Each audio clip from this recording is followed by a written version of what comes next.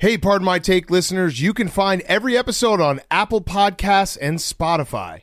Prime members can listen ad-free on Amazon Music. On today's Pardon My Take, we have recurring guest, and I think maybe our best friend now, Josh Duhamel. He has a new show out or coming out called Buddies, and we get into the story of him just being like the best friend to all his best friends, and I think he's now our best friend.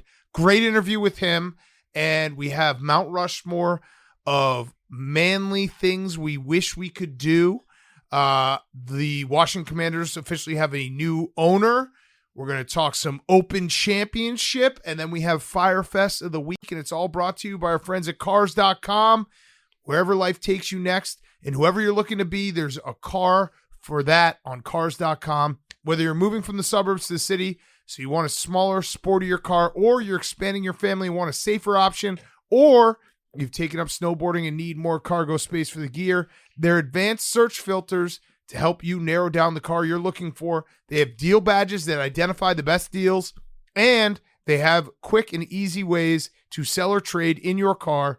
Over 2 million cars for 2 million possibilities to meet your changing needs. Up to 50,000 cars are added daily to Cars.com, so you know you'll find a car you'll love. There's a ton of cars there. If you're looking for a new car, this is the place to go. Cars.com. Find your next possibility on Cars.com. Where to next? Well, Cars.com will help you figure it out. They also have an app, very easy to use app.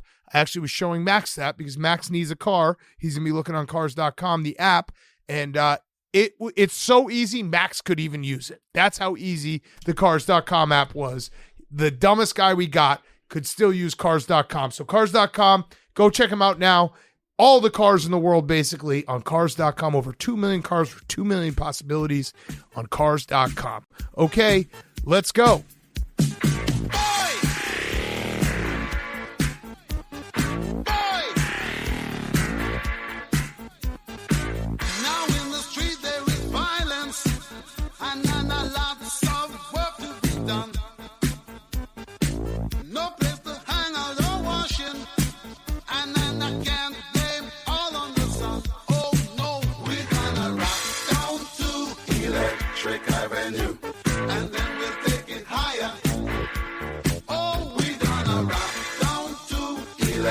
It's Pardon My Take, presented by Barstool Sports. Welcome to Pardon My Take. Today is Friday, July 21st, and for the last time on Pardon My Take, we will utter Dan Snyder's name. PFT, your team is officially free. You have a new owner. Congratulations. Josh Harris, thank you. Hank, thank you very much for finally congratulating me. I found the news out today because Hank texted the group chat, congrats. Yep. And I saw that and I was like, what is Hank congratulating me for? And I looked it up. The deal was done. The witch is dead. Fuck you. We won, Dan. The fans won. You're out. Bye, bitch. See you later. I feel a lot of emotions today. I'm happy. I'm still angry at the man. I don't think that we should ever say his name again. He's paying a $60 million fine on his way out the door. That was the price for his indiscretions. $60 million for fraud and for sexual harassment, which hilariously reduces the value of the team to $5.9 billion. So that'll teach him a lesson. Yep. He only made $5.1 billion profit off this sale. So owners will think twice before fooling around with the books. It was a funny day.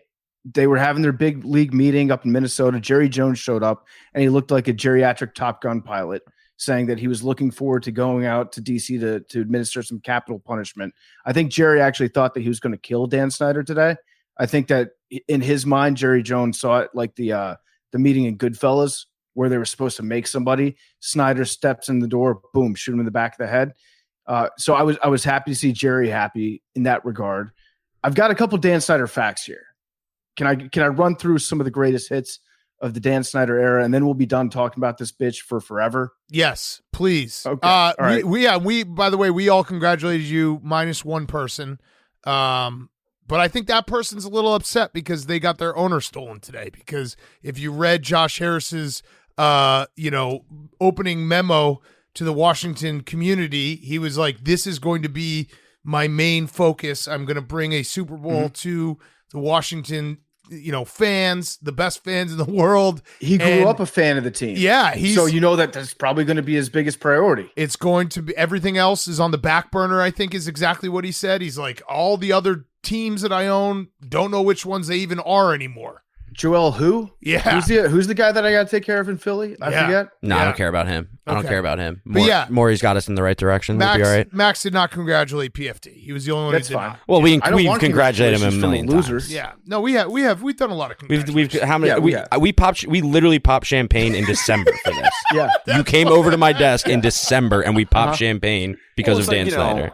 Someone gets proposed, you congratulate him, then you do the party beforehand, then you do the wedding. Like it's all one congratulations. Thanks, PFT is basically like instead of birthday month, he had owning or owner selling a team year.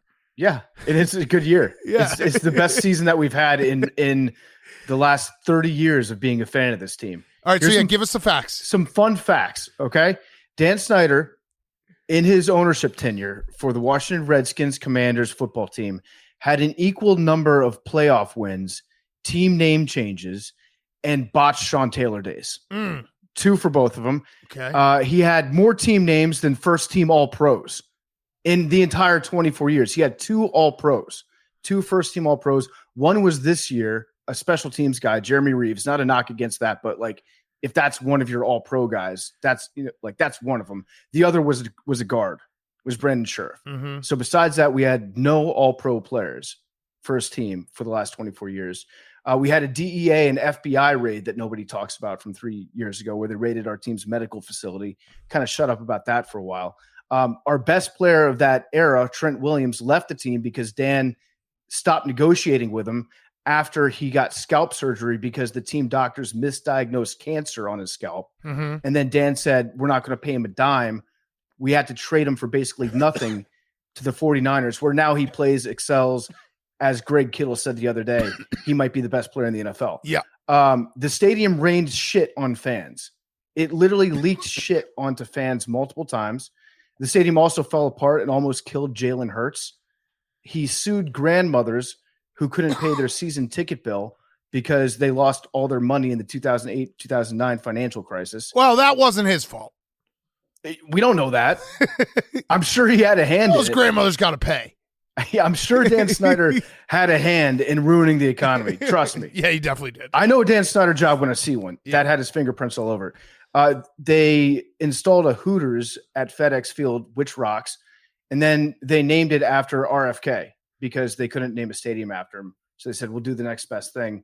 We'll name a Hooters after him inside our new stadium. Well, I mean, if we know the Kennedys, he probably in afterlife was like, that is the most tremendous honor of all time. Yeah, just don't put a pool in there for people to take their dates to like the Jaguars have. That would be a bad idea. Yeah, or Volkswagen might end up upside down in there. Yeah.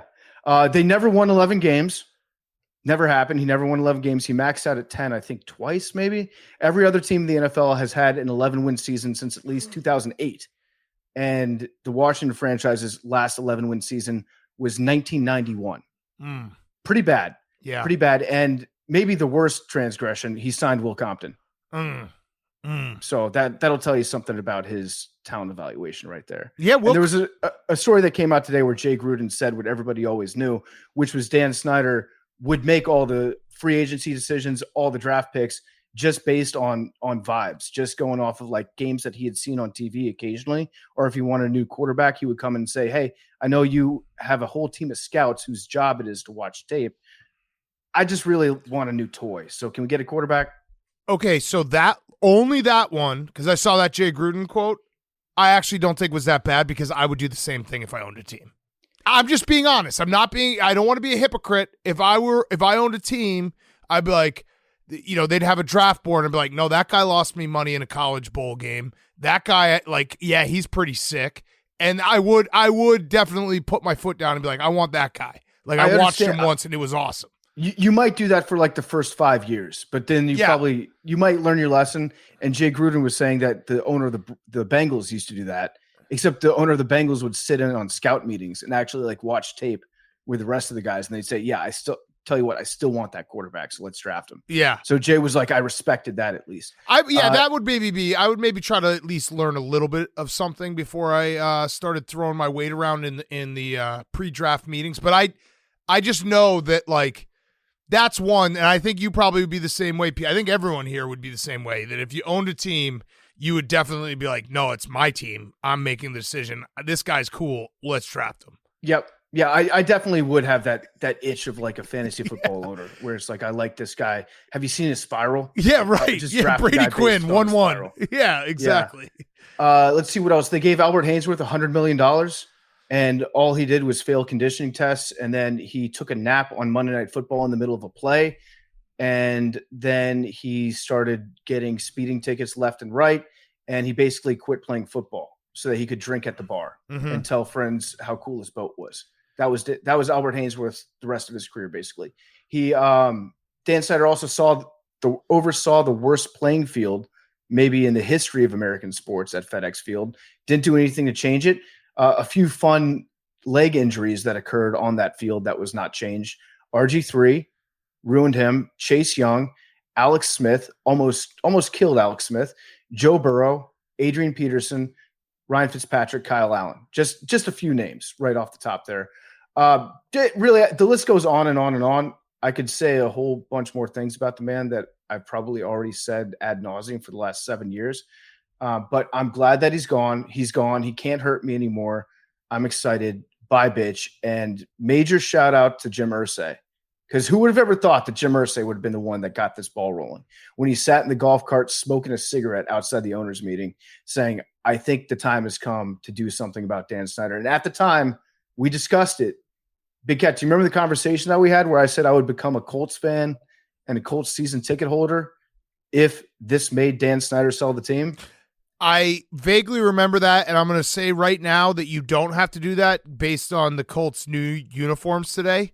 When everyone is releasing like the coolest new uniforms, and then the Colts were like, hey, what if we just were Duke football? And it's hard to fuck up a uniform release. The Colts did it. So I'm going to give you an out just based on that. Well, it's too late because I already bought Colts season tickets. Oh, nice. So I'm going to be giving them away to youngsters or just really anybody that I feel like. Over how the course much? How much did that cost? $1,200. Okay. Oh, that's pretty cheap. Yeah, pretty reasonable. I mean, I didn't get great seats. I wasn't going to get match for that. I wasn't going to get fantasy seats. Fuck?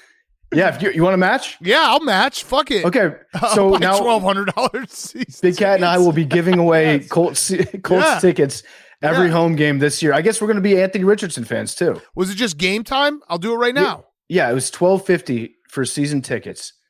So I picked those up. I'll match. You got to figure out a way to give them away during the season though. People need to submit something to us. I would like to send youngsters though. I just like saying I send a youngster to a game. We also should. I mean, Jake's going to have to do this. I don't want to. I don't want to be in charge of actually having to give away any of these tickets. What if we did a Jim Irsay lookalike contest for kids? So like get dressed up in like a Jim Irsay outfit, and the best ones, Baby Irsay.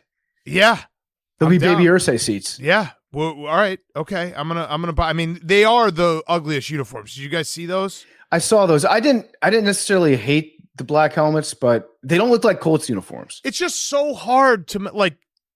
Basically, teams now just release new variations of their jersey throwbacks, which the Seahawks, that one rules.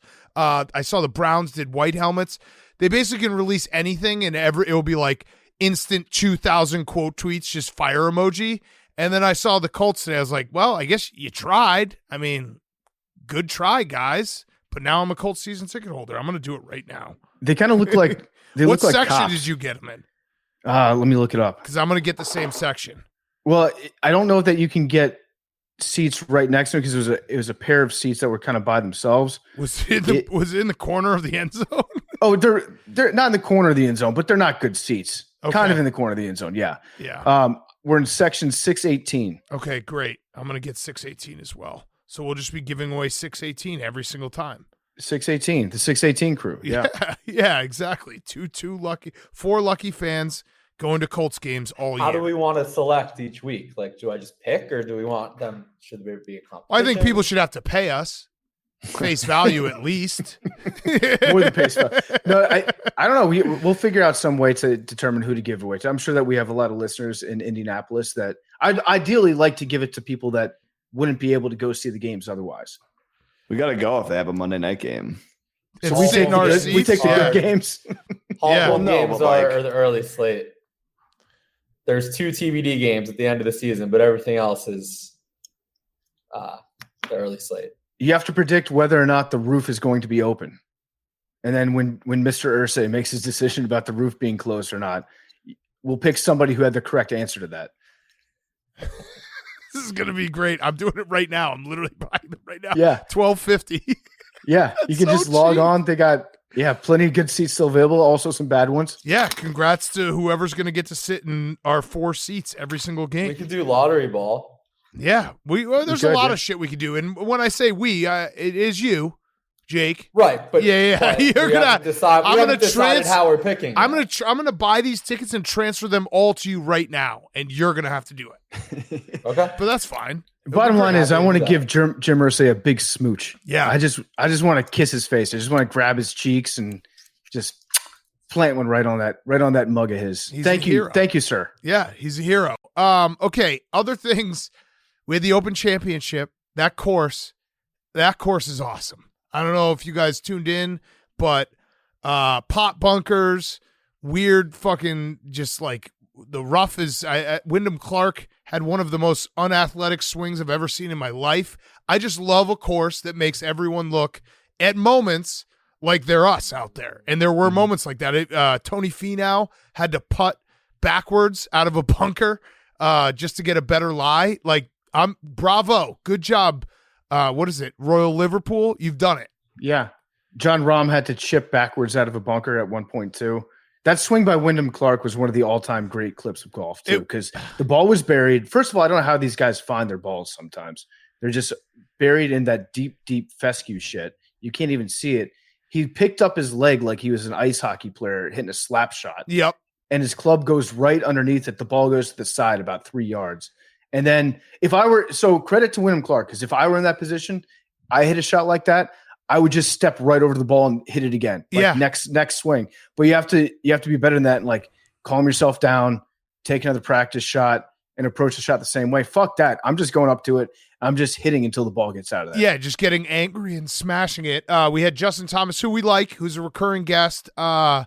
He went bunker to bunker. That was a tough one. I think. What did he end up getting on that last hole? Was it like an 8? 9. Oh, brutal. So yeah, the course is kicking ass, and our guy Max is looking good. He's got he wrote on his golf glove NFG, which afterwards he was asked about it, and he said he can't say it because it's a bad word. So I'm assuming it's no fucks given. So not a racial slur. No, not a racial slur, but he is. Okay. Whatever works. If he has to write that on his cleats, great. I don't care. So Max looked good. Brooks looked good. We're gonna have ourselves a nice Open Championship. Yeah, it's a nice leaderboard already, and it's a cool Open leaderboard because you've got some players from countries that you usually don't see on the leaderboard of a Masters. The guy that's tied for the lead right now, it's like Emiliano. Yeah, from Argentina. And there's an amateur who's tied for the leader who's like 6'8". I don't know how he plays golf. I was reading about it. I think they made a rule about how long the drivers can be. So if you watch him drive, he has to like kind of dip down and almost bet like he looks like he's swinging with baby clubs. He also had one where he's in the bunker and he had his leg up and he just has the longest legs ever. But yeah, it's a fun mix of like weird names and big names. And yeah, I'm this course. Hopefully it gets even harder because I just love the course. The course, like watching guys have to hit out of bunkers and just be fucked because they, hit a perfect shot and then it just rolled into the bunker 200 yards down the fairway. Like it's beautiful. Yeah, there was maybe the highlight of the day was Victor Hovland. So the course showed up big time, but the course also had some assistance from the wildlife. Yes. A bird flew right over his head and took a shit on his arm as he's about to take his shot. And he takes a step back and he just goes, I got shat on. I got shat on by a bird. Yeah. And fantastic. He shouldn't have wiped it off. It's good luck. Yep. We also had people bitching about the NBC coverage. You know that you're in trouble when Hugh Freeze is the first to chime in. He was upset about the commercials. I had that too. I didn't realize it was on like 4 different streaming apps at once, and it was hard to follow. I don't know how I just don't understand how golf coverage can still be so difficult to follow, to watch. It just makes no sense to me. Not next week. Next week, Barstool.tv. It'll be great. The plug god. I love it. Plug in our company. We can say when they do the picture-in-picture commercials, like I don't think they realize that it's a golf ball, and when it's basically on half the screen, you can't see the ball, so it's basically useless. Yeah, like they try and do the playing through thing, and you just can't see anything that's going on. There was a moment I was watching on the Peacock app, and Trey Wingo was in studio, and they were talking, and as they were talking on a like small screen behind them, Rory missed that putt from like 5 feet that came backwards at him. And I was like, how is it possible that we didn't get to see this? So someone's got to be able to figure out golf coverage. Maybe it's Jake Marsh. Maybe he will save us. Rory I've got an idea. cheated Here's how you fix on 18. Yeah. Oh, what do you do?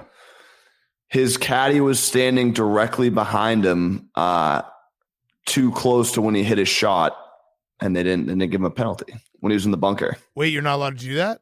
No, I'll send you it's obviously like super golf hardos, but it is a rule. And once again, it's just Rory, so they let him get away with it. Damn. Interesting. Fuck. I was just going to say the way to fix golf coverage, it's pretty easy.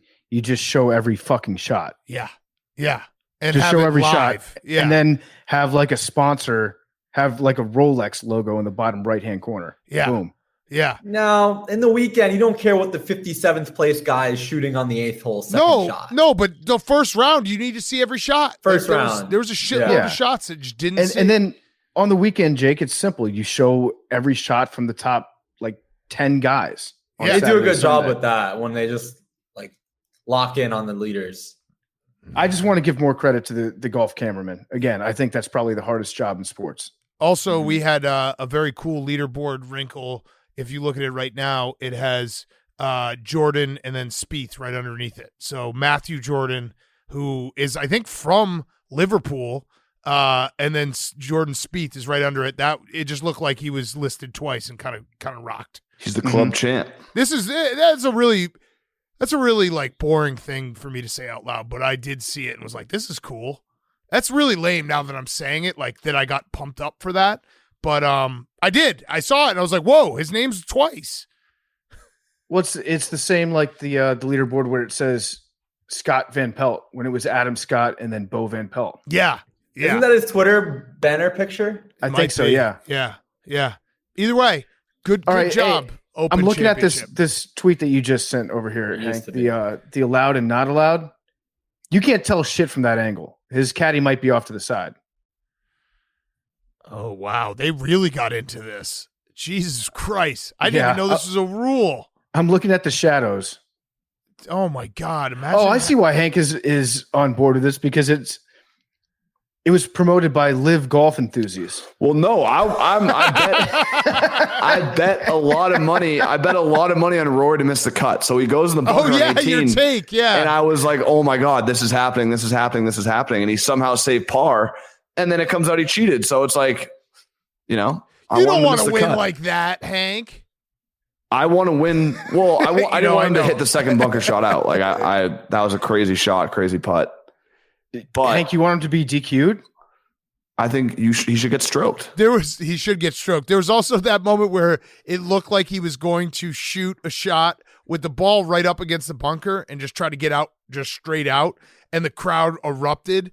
I would absolutely let the crowd dictate it because it was one of those moments like, should I do it? Should I go full send here? And the crowd was like, yeah, fucking do it. I would just be like, fuck it. And I would just be stuck in that bunker right now. I know it's anti-golf etiquette, but like it is fun rooting. That's the only person I bet to miss the cut. So when this is happening, I was like, let's go. It's fun. It's kind of fun to root for bad shots. Obviously, when they're great golfers, it doesn't really happen. But when that happened, I was like, this is all happening. Yeah. Yeah. So I don't know if you guys saw, but Liverpool, the Beatles. Go on. They're from there. No way. Yeah. Yeah. I don't know if you saw. during the No, broadcast. I knew they were from London. I didn't know what part of the city. It was I maybe I just caught every Abbey time Road. they came back from commercial break, but it was every single time. They're like, look at this. John Lennon. There was one story, they were like, John Lennon used to walk by this golf course and his initial songs that he, wrote for the Beatles were probably dancing in his head as he walked by this golf course. Like John Lennon, I'm pretty sure grew up pretty poor. Probably was like, fuck this golf course. But yeah, why not? They probably got high on that golf course. Yeah, they probably did. So probably took some acid on the 17th green. Yeah, the Beatles. All right, what else we got? We have more out of Northwestern. The quote that went viral, which I didn't appreciate it, but it was talking about the Northwestern hazing. It was weirdo fat guys on the team doing weird fat guy shit. Brutal for fat guys everywhere, because I think everyone knows, like, when you're like, yeah, weirdo fat guys doing weird fat guy shit, everyone's mind can be like, oh yeah, they do sometimes do weird fat guy shit. So that's there's fat guy shit. That's code for like offensive line shit. Yeah. It's offensive linemen. It's it's usually dick and balls. It's something weird happening. Yeah, it sucks. It's, weird fat guys had a bad day. Like, if you're a weird fat guy and you logged on Twitter today, you're like, fuck, this is not my day. Yeah. And the report was that the hazing apparently went back like decades, back to the 90s. So that naturally does beg the question, what did Darren Ravel know? How long has he known it for? What did he cover up? Also, he's the first person that I think of when you say, okay, name somebody that's been actively interested in everything Northwestern sports since the 90s. Yeah. There's one guy, and that's Darren Ravel. He did have a very cryptic tweet that I think is all I can guess. He said, I am thoroughly embarrassed for my profession. And Billy's frozen for this show, so I think he just tried to say something from like 2 minutes ago. I might be talking about Dan Snyder hazing. If I had to guess, Billy's saying like, low key though, you need weird fat guy shit to make your team good. Yes, it looks like he's doing the LeBron powder thing. He's gone. Billy's like, dude, if it happened since 1990, that's not hazing, that's tradition. Yeah, like it's a big difference. Also, if you didn't come, it's not gay. Yeah. Or if it happened underwater. Billy, you're back. What were you gonna say about weird fat guy shit? Offensive linemen just have a different culture. Okay. Mm-hmm. So back to Ravel. He said, I'm thoroughly embarrassed for my profession. I think this is his cryptic way of being like pro hazing, which is, I never thought I'd see that from Ravel. I was very confused by Ravel's tweet because when I first saw it, I thought I missed some major news that broke, but there's nothing out there. It's just Darren Ravel tweeting his emotions out. And my first reaction was like, either I missed something. No, I didn't miss anything. But what is Darren Ravel's profession? Yeah. Because as far as I know, Darren Ravel he's in the business of being Darren Ravel. He's in the business of sports betting and memorabilia collector of tickets. Yeah. I when I saw this tweet, I was like, has something happened to the Martin Luther King Jr. collectibles? Like what profession is he speaking about? Yeah, I don't know. He's not really a journalist anymore, right? Yeah, so I think he's talking. My best guess is he thinks that being a Northwestern graduate is his profession, and he's embarrassed for how this is being all disseminated by the media. I don't know. It's crazy. It's so funny too, because when you look at that tweet and then look at the avatar of the man that sent it, yeah, and he's saying, I'm thoroughly embarrassed for my profession. It's Ravel sitting there with what appears to be 7 or 8 celery stalks, and he's covered head to toe in buffalo wing sauce, wearing goggles. Yes. So I don't know what profession he's talking. Like Darren Ravel's profession is being Darren Ravel, Northwestern graduate Darren Ravel, being an annoying guy, online at all times. It's a dark day for those of us that like to wake up at 6 o'clock in the morning and tweet out high definition videos of John F. Kennedy's brains being splattered all over the streets of Dallas, Texas. It was a dark day indeed. He's on some fucking emo, drunk girl shit with this subtweet. Like, I'm just going to tweet this out there and hope everyone can kind of figure out what I'm saying, but I don't have the balls to say it. I'm so embarrassed for all those people out there in my line of work who just regurgitate press releases from major corporations. It's a sad day. Oh, man. Oh, that's funny. Call me racist on this day? when I own 9 or more pieces of MLK merchandise over 9 and have black friends over 9 which is 10. That's funny. That's cute. That's funny. That's cute. That's cute on this day of all days to call me racist. All right, what else do we got going on? I did you guys see Lane Kiffin? He looks good. He's been in the sun a lot. I didn't see him. No, he had. I think it's SEC Media Day today, and there was a clip where a guy said that he oftentimes gets confused for a Kiffin, and Lane Kiffin was like, what's your mom's name? Like, I gotta ask my dad some questions. A very funny, like, back and forth. But I just saw it, and Lane Kiffin, like, he's living his best life. He's tan as, like, leathery skin tan, just looking like he's just getting NIL deals done left and right, ready to win, I don't know, 8 or 9 games, which is good enough at Ole Miss. So maybe good for Lane. Cruising the beaches with Coach O. Yeah. Risen up all the ladies. Coach O's just risen up everyone. Coach O rizzed us up before Riz was even a thing. Coach O doesn't even have to Riz. It just kind of, when he opens his mouth, Riz comes out. Mm-hmm. You know? Yeah, he oozes Riz. Yeah. It's a little bit of like oil that he puts on to protect himself from Ray Baker, and then just rubs it back in with the Riz. Here's how strong Coach O's Riz game is. He literally rizzed up the sun. Yeah. He made the sun his best friend. He did. He fucked the sun. Yeah. Ray Baker. All right. Anything else? So we did tape our Mount Rushmore when we were all together in North Carolina. Jake and Billy. So this is going to be obviously a little out of order, but we thought it was more important to have Mount Rushmores when we're all together. We will be back all together for Grit Week. But Jake and Billy, how are the vibes on your team? Did you have any discussion afterwards about what took place, how you feeling, everything? We're good. It's on to the next one. Billy takes responsibility for his actions. I think based off the poll. Why doesn't Billy? I didn't hear Billy take responsibility for his actions. Okay, I haven't heard that from Billy's you're mouth. kind of being a beta, bro. Go, Billy. No, we were a bow versus. Billy, you're allowed to speak now. No, we were a bow. We were a bow versus a berry away from winning. Like, we came second, very close to you guys. I still stand by my McCaffrey pick. I think that actually helped us. You don't think that helped us? I disagree, but it doesn't matter. But we're on to the next one. We feel good. No, wait. You don't think the McCaffrey pick helped us? No, I think Marshall Faulk could have won it for us. Absolutely helped us. You guys don't feel good, Jake. Wait, so when you said Billy takes responsibility for his actions, what did you mean by that, Jake? For screwing up 2 of the 4 picks. But Billy didn't. Yeah, Billy doesn't think that's the case. Wait. No.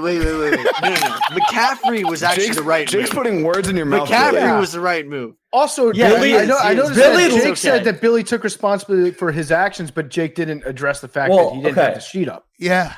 Okay, well, that's a lie. What about your actions? Second of all, Bo versus Barry, I totally take. If we had Barry Sanders, No, if we had Barry Sanders, we would have won. Yeah.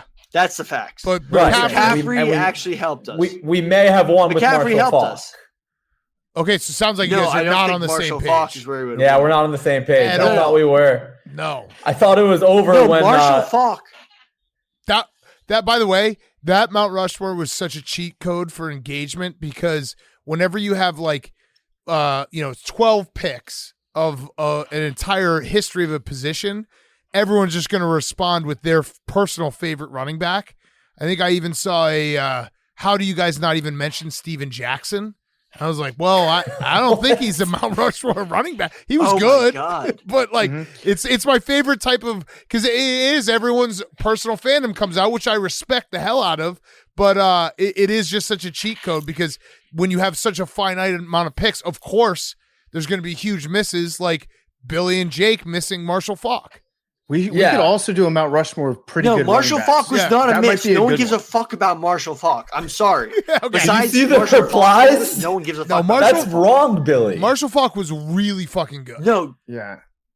Billy, I think Marshall Faulk is the only player in NFL history to have 3 rushing touchdowns in the same game and also have a game where he had 200 yards receiving. Yeah, he was like the first of a new generation of like game changers.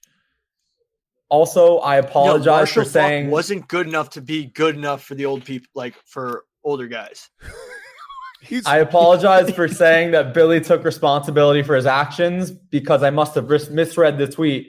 We were a Bo versus Barry from winning today. I take full responsibility at PMT Sports Biz. So I guess that's on me. I saw that he said Christian I take full McCaffrey responsibility. got a second place. And then I mentioned it on here and he freaks out. But he said publicly that he takes full responsibility. No. Well, that's his Billy Hot Takes account. That's not. I take full. Oh, right. It's in the Christian name. McCaffrey. It's a hot take.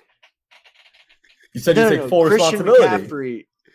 McCaffrey. Billy, I'm the Bo versus I'm just Barry, curious. Mix them up. Billy, I'm just curious from your perspective, what percentage do you think the responsibility lies with Jake on that for not having the sheet?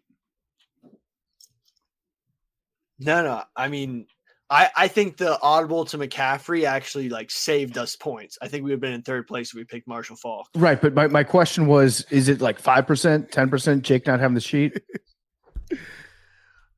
I mean, he did have the sheet up. We usually have a sheet. And he usually points at it. Yeah, go watch the YouTube. Go subscribe to the YouTube, and you can see our eyes. Marshall Faulk, by the way, is number one. Do you have the tape? Yeah, go to the YouTube. Marshall Faulk is number one all-time receiving yards for a running back in 12 all-time rushing yards. That's pretty fucking good. It's pretty good, yeah. That's pretty goddamn good. Yeah, 8th but like all-time. His name gets overshadowed by like so much better players. Like, yeah, he was good, but like if you throw a Christian McCaffrey in there, that's more of a spike for like modern fans. I mean, Christian McCaffrey could end up having a career better than Marshall Faulk, but right now he is not better than Marshall Faulk. Not yet. Does anyone remember Johnny Unitas? They do, but like not as a great. I think a lot of people say he was just there. Yeah, he's definitely remembered as a great. He's 100% remembered as a great. What about Joe Namath, Billy? Yeah, but like Joe Namath had more interceptions. Well, he beat Johnny Unitas than touchdowns, so right? Who the fuck's Johnny Unitas? This is football history with Billy Football. we should remake NFL. Like, remember the when they had drunk history? We should remake NFL films with Billy Football, and it's just Johnny Unitas throwing interceptions. Like, this guy wasn't like, who the fuck remembers him? Actually, doing a drunk history of certain memories that you have in the NFL, like certain games, or like certain players, that would actually be very good. Yeah. So there's also visual evidence of Billy staring at my computer before the pick was made. Oh wow, he's going in because I was looking for the name, and he's trying to find. I was silent. That was bad podcasting. I was trying to find where on the sheet where it was. I was like, fuck, Bo Jackson. Yeah, I couldn't see it. It is also very funny that Billy's trying to lecture us on the history of the greatest NFL running backs of all time, but he's a person that doesn't know the difference between Bo Jackson and Barry Sanders. That's a very good point. We're good, Billy. We're on to the next. We got points on the board. It does not sound like you guys. We're gonna win. It does not. You guys sound are good. You took full responsibility. What happens when you win Mount Rushmore? What do you get? Because that's what we're getting. Okay. All right. You know what? Let's do the Mount Rushmore first. Let's do Mount Rushmore, and then we'll do Josh Duhamel because this is a perfect preview for Mount Rushmore. PFT, who's Mount Rushmore brought to you by? This is Mount Rushmore of manly things we wish we could do. Yeah, the Mount Rushmore of manly things that we wish we could do, manly abilities that we wish that we had. It's brought to you by the Barstool Sportsbook. The Pardon My Take, the threesome bet hit today. If you're watching the Open Championship, it was Morikawa, Max Homa, and who's the third ace, Hank? Hatton. Oh, sorry. Hatton. And Hatton all got a par or better on the 17th hole. We've got the Fleetwood Mac bet, just a great name for a bet, rooting for both Tommy Fleetwood and Rory McIlroy to finish in the top 10. We got all sorts of baseball bets popping up over the summertime. I'm on the Barstool Sportsbook. I'm making an investment in the United States women's national team in their game against Vietnam. Bitter rivalry. Can't wait to watch that action. Women's World Cup's going to be fun to bet on too. Terms apply. Must be 21 or over. Gambling problem. Call 1-800-GAMBLER. Download and sign up for the Barstool Sportsbook today. And now, here is the Mount Rushmore of manly abilities that we wish that we had. Okay, Mount Rushmore time. We are doing the Mount Rushmore of manly traits we wish we had.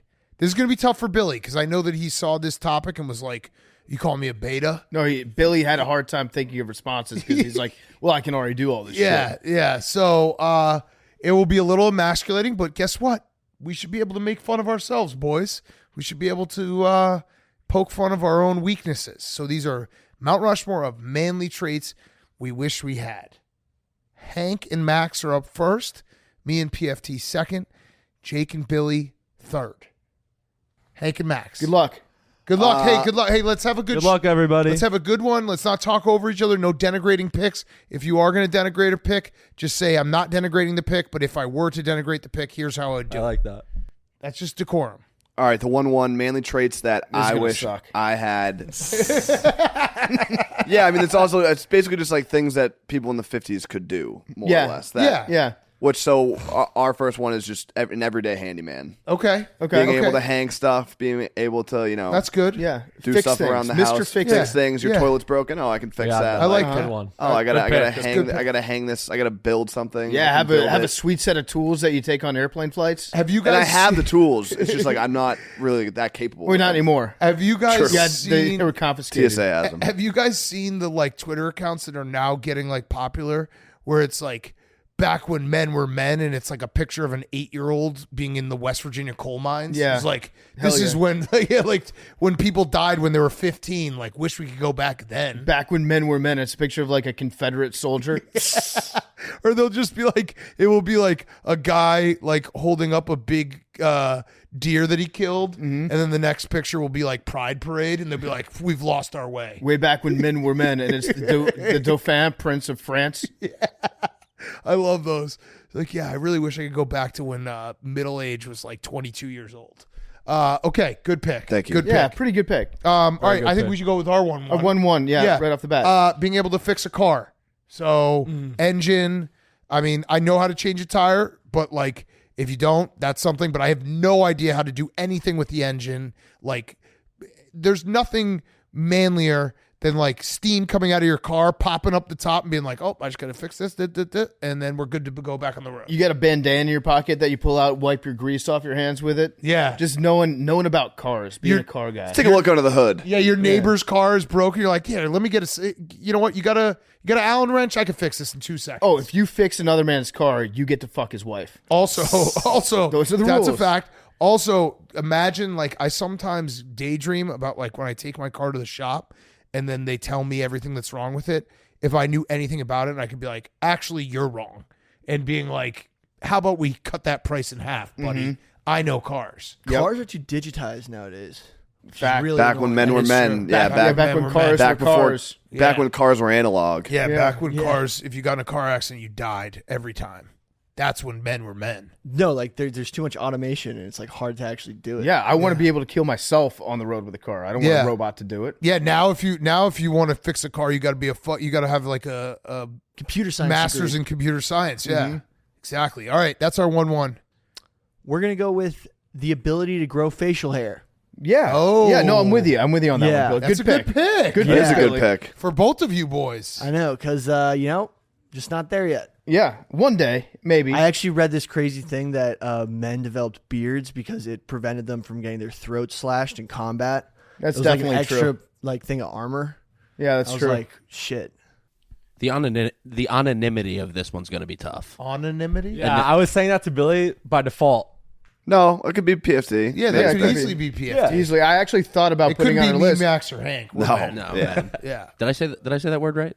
It's anonymity. Yeah. No, you got it. Also, if you have like a really weird face, being able to grow facial hair over all of it is a good cover up in case. Like, That's a fact. have you ever seen somebody that normally has a beard that has to shave out of nowhere and how hideous they look? It's gross. It's so gross. And then they have to take pictures for a photo shoot. It's fucked up. The next Monday. Hank had this look on his face like, are you talking about me? I actually thought you were talking about me too for a second. I was like, wait, more context. I'm good. No, all the young listeners grow a beard. It does wonders. I'm gonna go rogue on this one for a 2-2. Yes, go Billy. Sport. No, It's not that Billy, no, let him go. Let him go, Jake. It's early. Jake, let him early. go. Let him No, go, don't Jake. listen to him. No. The first one is the most manly thing out there. No, Jake, have you been allowing Billy to go rogue? Yeah. I like this too because you guys. Yes. No. We can save that. Okay. We can save You can that. save that. They can save that. This is a What good do you one. say? No, but I don't think. Rogue. It's manly. It's manly. All right, wait. Let's hear their pick. Grilling meat successfully. Okay. Not going to denigrate. Okay. It's a good pick. Okay. So you picked to be more manly cooking. Okay. Grilling meat, not okay. cooking. No, that's fine. Yeah. Barbecue. Yeah. Outside. Okay, no, that's cooking good. out, That's good Smoking. running the grill. Good yeah. pick. Running the Smoking grill. meats. Running the grill. the grill. But I if can't- you weren't gonna, go ahead. No, I'm not denigrating. I'm not denigrating. If I wasn't going just to saying- denigrate it, I would say that manliness is just eating whatever you cook as badly as it's Letting cooked the on the meat grill. Yeah. But manliness is doing a Twitter thread of your pork shoulder and fucking it up so bad that everyone's like, "Holy fuck, Billy, what did you do?" But not going to denigrate, and I'm not talking about any specifically. It's All right, fucking sounds what the good. fuck. It's amazing for interaction. Yeah. No, that's good. I'm not denigrating. I just say I can't relate to that one. Yeah. Fair. I'm Mr. Grill Master. I just wish I was able to grill meat successfully. Okay, so Big Cat, I think that We got a lot. Yeah, we got a lot. I like number 4 Okay. that we have on the list. I think we can save that. You think so? Yeah, I don't think these guys are going to, they're not going to do it. Okay, so you want to go with, is number 2? Can you No, guys that's ever just meet beforehand? That's, we do. We have a whole list. But then it's too redundant, I would say. I feel like I'm playing bingo. yeah, no, it's Actually, ridiculous. maybe not. Yeah, I don't think it is. What about Okay, 5? all right, let's do Okay, it. number 2. That's actually You guys can actually pick our next one. Yeah, all right. Yeah, you want one? 5. Okay. All right. We should let him pick. Okay, yeah, All we'll right. do number 5. I hate this. I hate Opening a bottle without a can opener or a bottle opener. Yeah. So whether it's like your hands. your hands doing the lighter trick, your teeth. Yep. On the end of a table. Great pick. That Hank. was you guys got Great to pick pick, it. Hank. Yeah. That's That's a great pretty pick by Hank. childlike. No, Yeah. good pick. That's Hank, pretty in that. Good pick. That's pretty childlike. That's a good pick. Like a man has a bottle opener on his keychain for his home that he owns. Do you? No. Yeah. Let's see it. My bottle opener? Yeah. That's not manly. You need a tool to open your bottles where we can just No, do it that's with our hands. that's like civilized man. No, If you- I control my own destiny when I have a bottle. Yeah. College kids do that. They're not really grown. because they're not men. That's That's how a deep great our draft point, Billy. is Hank just Yeah. picked a random number and we had a great pick. No, it's That's a good pick. We're gonna go with our 1-2. Oh, thank you, Hank. You're welcome. Well, yeah. Thanks for me. I just won us this draft. We're gonna go with heavy lifting. Okay. Just working out. Just anything. If you have to move something, like, hey, can you help me move this giant bureau? And it's like a struggle. That's one of those ones that it's like, because we draft Mount Rushmore true to form. Does not apply to me in PFT. Got it. I just moved in an entire house on We my own. just- I can lift That's a heavy lie. weights. All on my own. What are you going to say, Max? I took a piano upstairs by myself. Yeah. It doesn't necessarily have to do with like moving. If like you're rearranging something in the house, and Yeah, as the no, man it of the doesn't- house, it's like, Yeah. oh yeah, can you go pick that up? Again, I don't know what that's I mean, like. how often do you have to fix your car? Dude, I wish I could fix my car every day. Tune it up. No, you don't. Yeah, I could. No, you don't. Yeah, I wish. Just needs a new spark plug. Yeah. Just the rotary diggers. Checking the rotary diggers. And then say our the next rest one, of I guess mine. you'll probably say this doesn't apply to you guys either, is being a good fighter. Okay. Just being able to, look at someone, that's size good. them up, That's be able to good. beat We the had fuck that out one of on them. our list. Yeah. Ours Yeah. was boxing, which is more manly, but Yeah, I mean, we there's had a fighting, lot of yeah. ways to do it. I mean, it's like, you could say martial arts would be cool, but So now we can take the pick that we didn't take. Yeah, we can take that pick, and it's a great one. Yeah. Okay. We're gonna take woodworking skills. Being able to use a saw. We had it. Being able to build a deck. A table. Building things. carpentry. Yeah, carpentry. Building things with your hands. Woodworking. Basically, Ron Swanson. Yeah. I don't know how to build anything. I wish I could. It's different than fixing stuff. It's building things. Even- you need a shed? I'll build a shed. Even applying lacquer to something and then making the wood nice and shiny. Yeah. That's a cool staining a skill. deck. Oh. Yeah. Putting burying foundation in cement, like something like that. Maybe repaving your driveway. Oh, chopping down trees, building a log cabin. Oh, by hand. Abraham Lincoln shit. That's how deep our draft is. That was the pick we were gonna take. we good basically pick. we Yeah. took Abraham Lincoln third. as a man. Unbelievable fighter. So we actually got fighting. Yeah, too. he's a good wrestler. Yeah. Wrestled a bear, right? One. That's badass. All right, can you tell us which one's rogue before you do it? Okay, so here's our non-rogue one. Okay. Put down the graphic. Being non-allergic to dogs. No, being a morning person. Like That's the non-rogue one? no, being a morning person, men wake up. They're like waking up at 5 a.m. and they can get up quickly. And it's like, what the hell? This is Billy's brain just completely poisoned by the like weightlifting influencers on Instagram being like, if you wake up at 4 a.m., you basically have 28 hours in your day. Yeah, You have 3 days in a But day. the thing is, like we never wake up early. When I sleep at night, I actually sleep. I wake up early every day. I sleep Same. inside of a cold plunge. Yeah. Oh, wait, so you're saying I'm more manly than you? Yeah, sure. Okay. Nice. I appreciate that. No, but like waking up Early and is a state of mind too. I feel like I'm up Here's early the all thing, the Billy. time. As someone who does wake up early, it fucking sucks. Doesn't Yeah, matter but that like it's you 10 do a.m. it. Like you don't make Yeah, any because I excuses. have to. Yeah. Early is also That's a man ass thing. You have to wake up early, so you do. early is very relative too. That is true. Like Yeah. if you go to bed late, what's early? And Go rogue. Go rogue. Rogue. Rogue. your rogue? Rogue. if I go What's rogue, your rogue? What's your rogue? Tell me. If I go rogue, the listeners have to reward me, or I won't go. That's not rogue. how it Oh, works. that's pandering. Tell me. That's not- Tell me your Illegal. rogue. Illegal. He's whispering. Oh, no. Did you hear it? I heard it. Yeah. Can you say it? Yeah. So it's not your pick? Bill, I think Billy said operating a lethal weapon system. All right, being able to operate multiple weapon systems. That's nerd shit. No, it's All not. right. That's how you kill No. people. No. All right, go ahead, Jake. What's your last pick? Being able to fall asleep at any time. What the fuck? Oh my God. All right, you know what? I'm gonna operate. I'm gonna stand in and say you guys get the rogue pick. Yeah. Your pick was bad, Jake. That was really bad. being able to fall asleep. Is that yeah? No, that's Man- That's a dad. dad thing. No, Is that but that's not manly? manly. That's a weakness. It's a dad move. Yeah, it's a dad move, not a manly move. I think that I just like assume these are all dad. All right, No. let's just go with owning a house. No. I actually think We're spending them 24 hours in the Operating, living yeah, room. that's a good thing. What is it exactly? Operating. Just knowing your way around weapons. Okay, that's fine. yeah. That's Like a good guns. pick. Good pick. That's Because, the best of those three picks. Like guys who can know how to to break down their weapon and rebuild their weapon and clean it and stuff. Like that's like maybe that's what we need to do for these guys. Every fourth pick, they can throw out three options, and we'll pick the best. If Mount one Rushmore for is the them. worst thing I ever am in my life, that's a good life. But I'm really freaking Don't do bad. that. No, it makes you a loser. I'm a loser. Yes. Okay. Well, you PFT, can blame it on we Billy. have a Oh, I ton of take stuff. responsibility. Falling Yeah, asleep was Jake's pick. And falling asleep and waking up early. It's two things that contradict each other. Who cares? It's a good podcast. Again, We're making people I laugh. know exactly what we're doing with the last one. Okay, you There's lead us. but one choice I will go left. Lead rogue us. more if Okay. if we win when we go rogue. Uh, Just like please. okay. Okay, for last pick Yes. in manly things, being able to fuck for longer than just like a couple minutes before coming. Yes. That's some man shit right No, there. that's like high schooler No. type shit. No. What? That's when you last forever. No, okay. What? What? What are you talking about, Billy? Never mind. Billy. You got better stamina when you're younger. You were just stroking it out in high That school? is incorrect. Billy, you were fucking like a porn star in high school? Can we cut that? Damn. Please cut that. No, I mean, No. yeah, lasting long in bed Yeah. would be manly as fuck. Yeah, just- being able to do like multiple positions. Billy was Be like, I was a let's- man before puberty. Yeah. And I'm not even talking about like fucking like a porn star. I'm talking about like or just respectable 10 minutes. Yeah, being able to like switch and then switch back Yeah. and then switch back another time. Yep.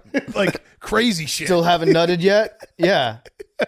Not having to say, oh, you're just so hot. That's why I came so fast.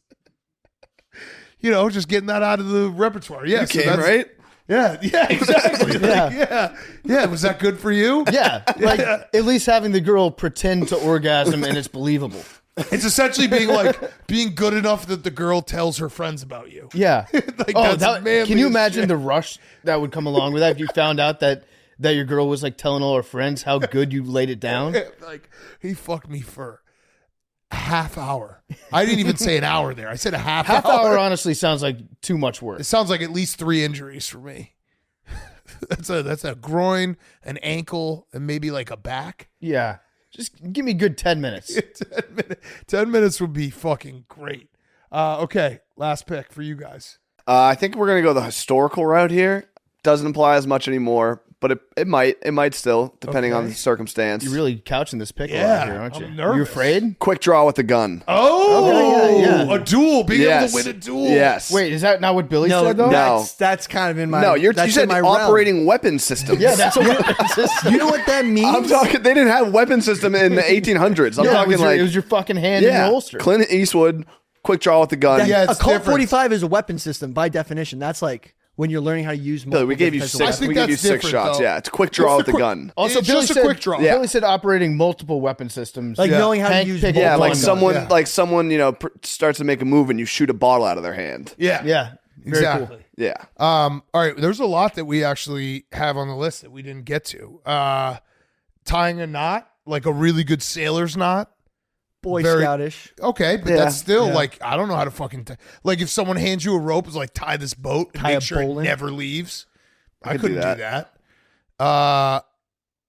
Oh, here's one that I actually wanted to pick, but being able to whistle with 2 fingers. yeah. That would be the fucking, people at the baseball games. oh, so, like every time I see someone, it's the scream whistle that I have a scream whistle on. I'll show you. What? As a scream whistle. This is PFT. And this might you probably wouldn't have picked this, but bartering. Yeah, Being a good barterer, Bartering's and good. enjoying bartering. Like Yeah. I don't get in situations where I'm like maybe I could have negotiated, but I just didn't want to. Yeah, It's too awkward. I love negotiating. Yeah. It's but my guys favorite that thing will to just do. walk up and just barter everything, like Yep. that's a man's man. Everything's on the table. Yeah. yeah. I was buying a car the other week and I put down my Costco black card on the table. I was like, I just wanted. He asked me what my credit score was. I was like, well, this is the kind of guy you're dealing with right now. Executive membership. Yes. Love that. I also had understanding the stock market, like really understanding it. When people are like, what's going on? You're like, here's actually like I can understand macroeconomics. That's Same a with like manly politics and news. thing. Yeah, just having I also had being able to give really good directions. To understanding the markets. Yeah, markets Yeah. and being like, oh yeah, well this is happening because of this and that. I know it's bullshit, but just having the answer to it is very manly. Being able to give really good directions is big time. I can't give direct. I had a woman the other day. I was walking Stella and she was asking directions on an address that was on my block, and I still was like, I think it's right there, but I don't know. It was literally my street. I'm new here. Yeah, it's like because it's smart by her. It's like find someone walking a dog. They know the area. Did not. We had we had a lot of ones that were left on the table. Being able to drink whiskey, a shot of whiskey, and not even blink at it. Yeah. Just like throw it back. Also knowing the differences between bourbons. Being like, Yep. this is a 10 year, this is a 20. Scotch too. Yeah. Driving a manual car. Yep. Big one. Owning a house. Yeah. Owning a house. Owning a You house. said that, yeah. Impossible. Yeah.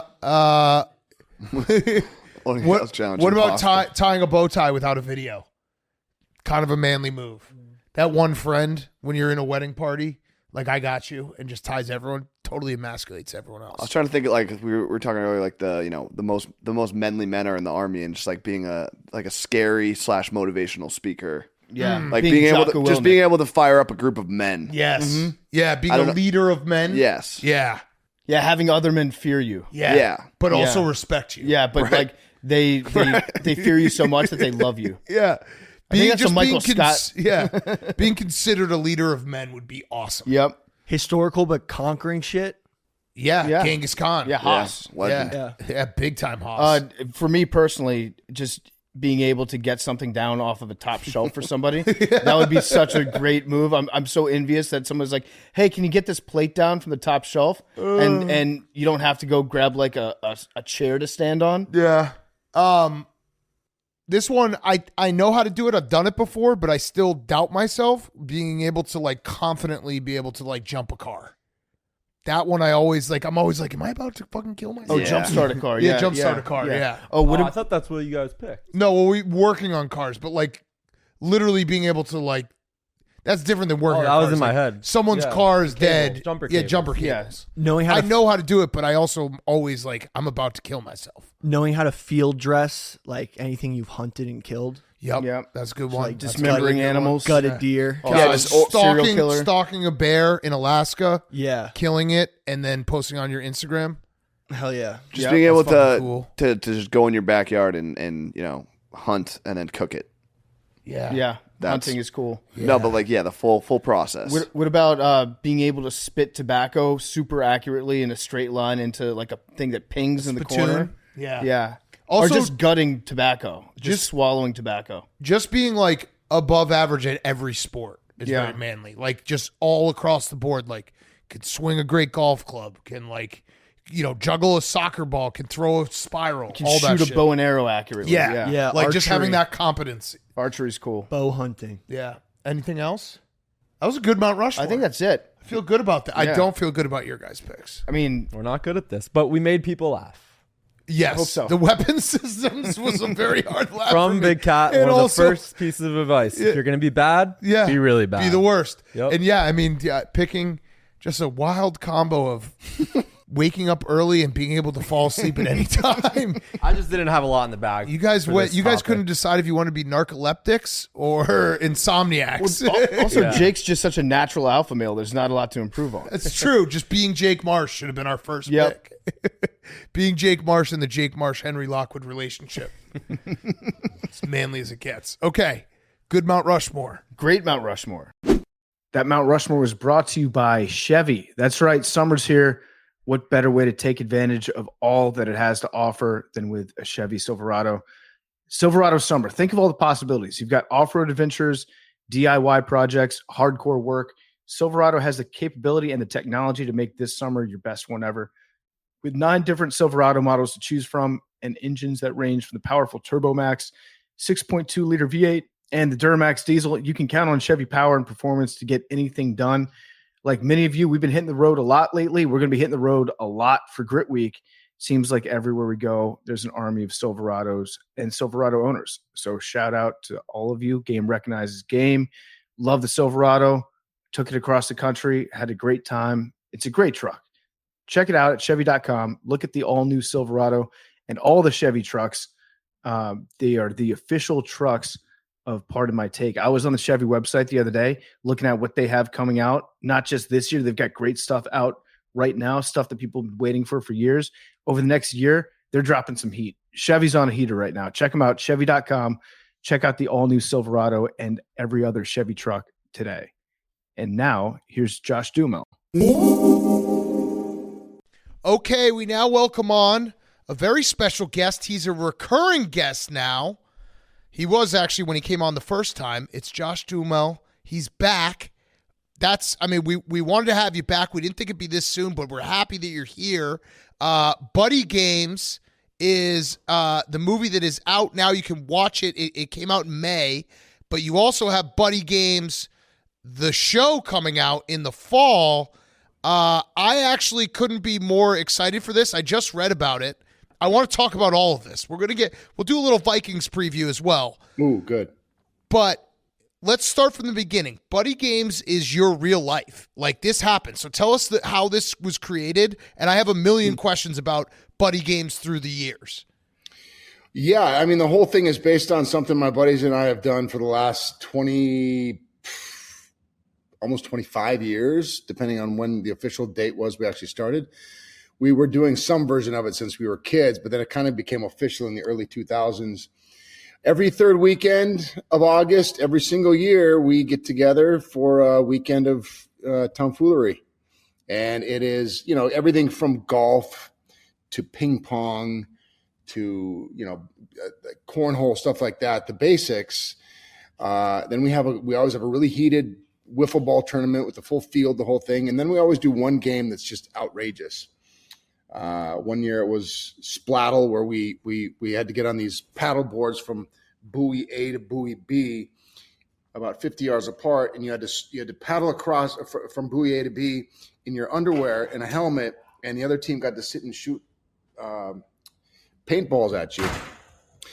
Or, just stupid things like human bowling down these hills and trying to take out as many garbage cans as you can. That's where the whole idea came from. And then we wrote a script based on that, made the first movie that came out in 2019 or 20.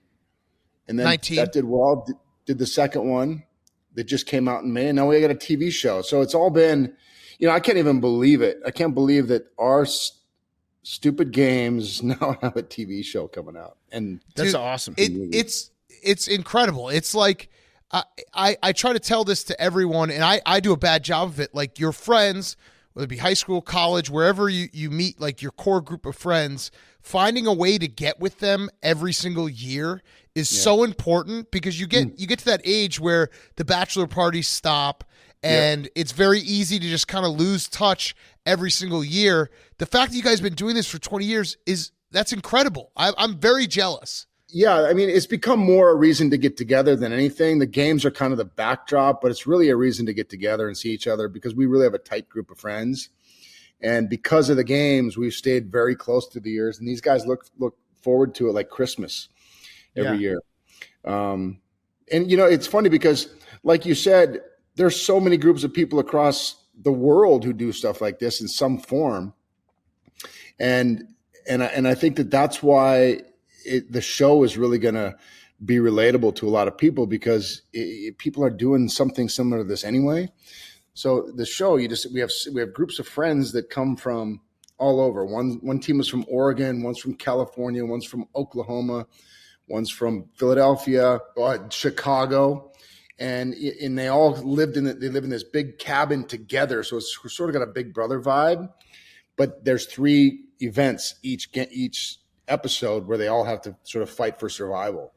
And it's not just about how athletic you are, because most of these people are mid 30s to 40s, some are even 50. And so they're sort of weekend warrior types, but they still have that competitive fire, if you will. Yes. Yeah. It's a really, really fun, funny, dramatic, emotional show that I think people are going to really love. If I know anything about events like this, when you get a bunch of friends together in a competition, there's probably a shitload of cheating that goes on, or attempted cheating, or bending of the rules, or like manipulation, sabotage, that sort of thing. I have to imagine the same way with you. Yeah, I mean, sabotage for sure. My buddy Bob, who I actually play in the movies, we call him the Bob Father, is the king of sabotage. And so much so that, when we were developing the TV show, I was like, okay, we need these guys to fuck with each other. These teams need to really like mess with each other to try to get a leg up. And that's what, and CBS loved the idea of making the first game in each episode is called the curveball, where if you win that curveball, you get to sabotage another team. And that's part of the fun is constantly, pulling little pranks on each other. I mean, Bob is the master of that. All right. So I have a million questions about your buddy games. Okay. Worst injury. I'd imagine there's been some injuries, because as you get older and everyone's like, oh, I can still do this. And even like a little thing like playing wiffle ball, you play a full day of wiffle ball with your friends, and then your arm you can't move your arm for an entire week. So what's the worst injury? The worst was a guy that only came 1 year through a hip. Oh, no. That's when I knew that's when I knew we were getting up in age. Is, oh my God, he threw a hip. That's not supposed to happen yet. It's like Bo Jackson. Yeah. So he showed up 1 year and then he hurt his hip and then he never came back? Yeah, typically it's the same core group of guys, but that year, one of Bob's buddies that he was working with or something, he let him come play, and this guy, I forget his name, but he threw a hip. Last year, Waddy, one of our best friends, threw his elbow out, wiffle ball. Yep. We as they get older, the games become a little less high octane, if you will. Yeah, a lot more. It's more drinking than it is competing, but we still do the games. Okay, pretty soon it's going to be like grumpy old men buddy game style. Yes. That would rock. It's usually somebody that takes it a little bit too seriously. As everybody else gets older, one guy still tries to bring the noise. Maybe they bring in a ringer to be on their team. But yeah, if you try really hard at anything past the age of 35, you're going to get injured. Yeah, that's the truth. That is the truth. I ruptured my Achilles tendon about 20 years ago, and that was kind of the beginning. I was like, okay, I got to take it easy. I got to really warm up. And the calf never really came back, so I have one calf about half the size of the other ones. My buddies call me half calf or decaf. What does the winner get? It's usually it depends. Usually it's like golf equipment. We don't really play for money as much as we do this big trophy. And if you we have an MVP, we have an LVP. LVP is something you don't want to win. And so, yeah, these guys, if you didn't know we were best friends, you would think we're worst enemies. Yes, that's perfect friendship. You just got perfect friendship. Good friendship. Yes, where if like you walk past a group of guys and you're like, are those guys about to fight? Like, no, actually, they've known each other for 20 years. Yeah, exactly. Yeah. All right. So, has anyone ever been kicked out? Has anyone ever been not asked back? Oh yeah. Oh. Why? Like I said, there's a core. Such a clique sometimes is crazy, but we, there's several of us that I've known since early grade school. A couple of them from kindergarten. So there's a core group of about 12 of us who've known each other forever. And then there's been a couple that have come along, over the college, then good work friends, and if they fit into the group, they get to stay. But been a couple of guys who just were like, why the hell who invited this dude? And so. I'm not going to say any names, but yeah, there have been a couple that haven't been asked back. That would be like the biggest disappointment of my life if you got invited to buddy games and then you didn't get asked back. You thought you had a great showing. Yeah, we all got along real well. It's like waiting for that invitation. It's better to love than lost than never have loved. No, I would never want to be invited to buddy games and get invited and then be never asked back. Oh, you two would fit in just fine. Trust me. Oh, we might have to. Yeah, there should be enemy games. Was that an invite that you actually hate? Yeah, I'd be down to go. Can we do a podcast of the games? As we could have telecast live. Yeah. Yes. Get Jake Marsh on the play-by-play. Yes, we could absolutely do that. I'm ready for buddy games. I would actually love that. How do you decide? Is there like one commissioner that's stuck around throughout the years? Bob, the Bob father. He's the guy. Okay. We call him Buddy Glue. He's the guy that sort of gets it all going. It's he and I that run it. Every other year, we kind of take a year off, and then the other guy takes over. We usually either do it at my cabin out in Minnesota, or we go to this year we're going to Missoula, Montana. Okay, so when it comes back to Minnesota, we're in. Oh, I'd love that. I'm not kidding. Okay. Yeah, no, we're in. So if it goes to Minnesota next year, we're in. I like it. Like it travels around. It's like a big time bowl game. Everyone gets a spot. So Bob sounds like a great dude because that's the other part of like your entire buddy games and what I was saying about friends getting together. You need that one friend who is very proactive and being like, we're doing this. Because if you don't have that, then it all falls apart. So shout out Bob. He needs the shout out.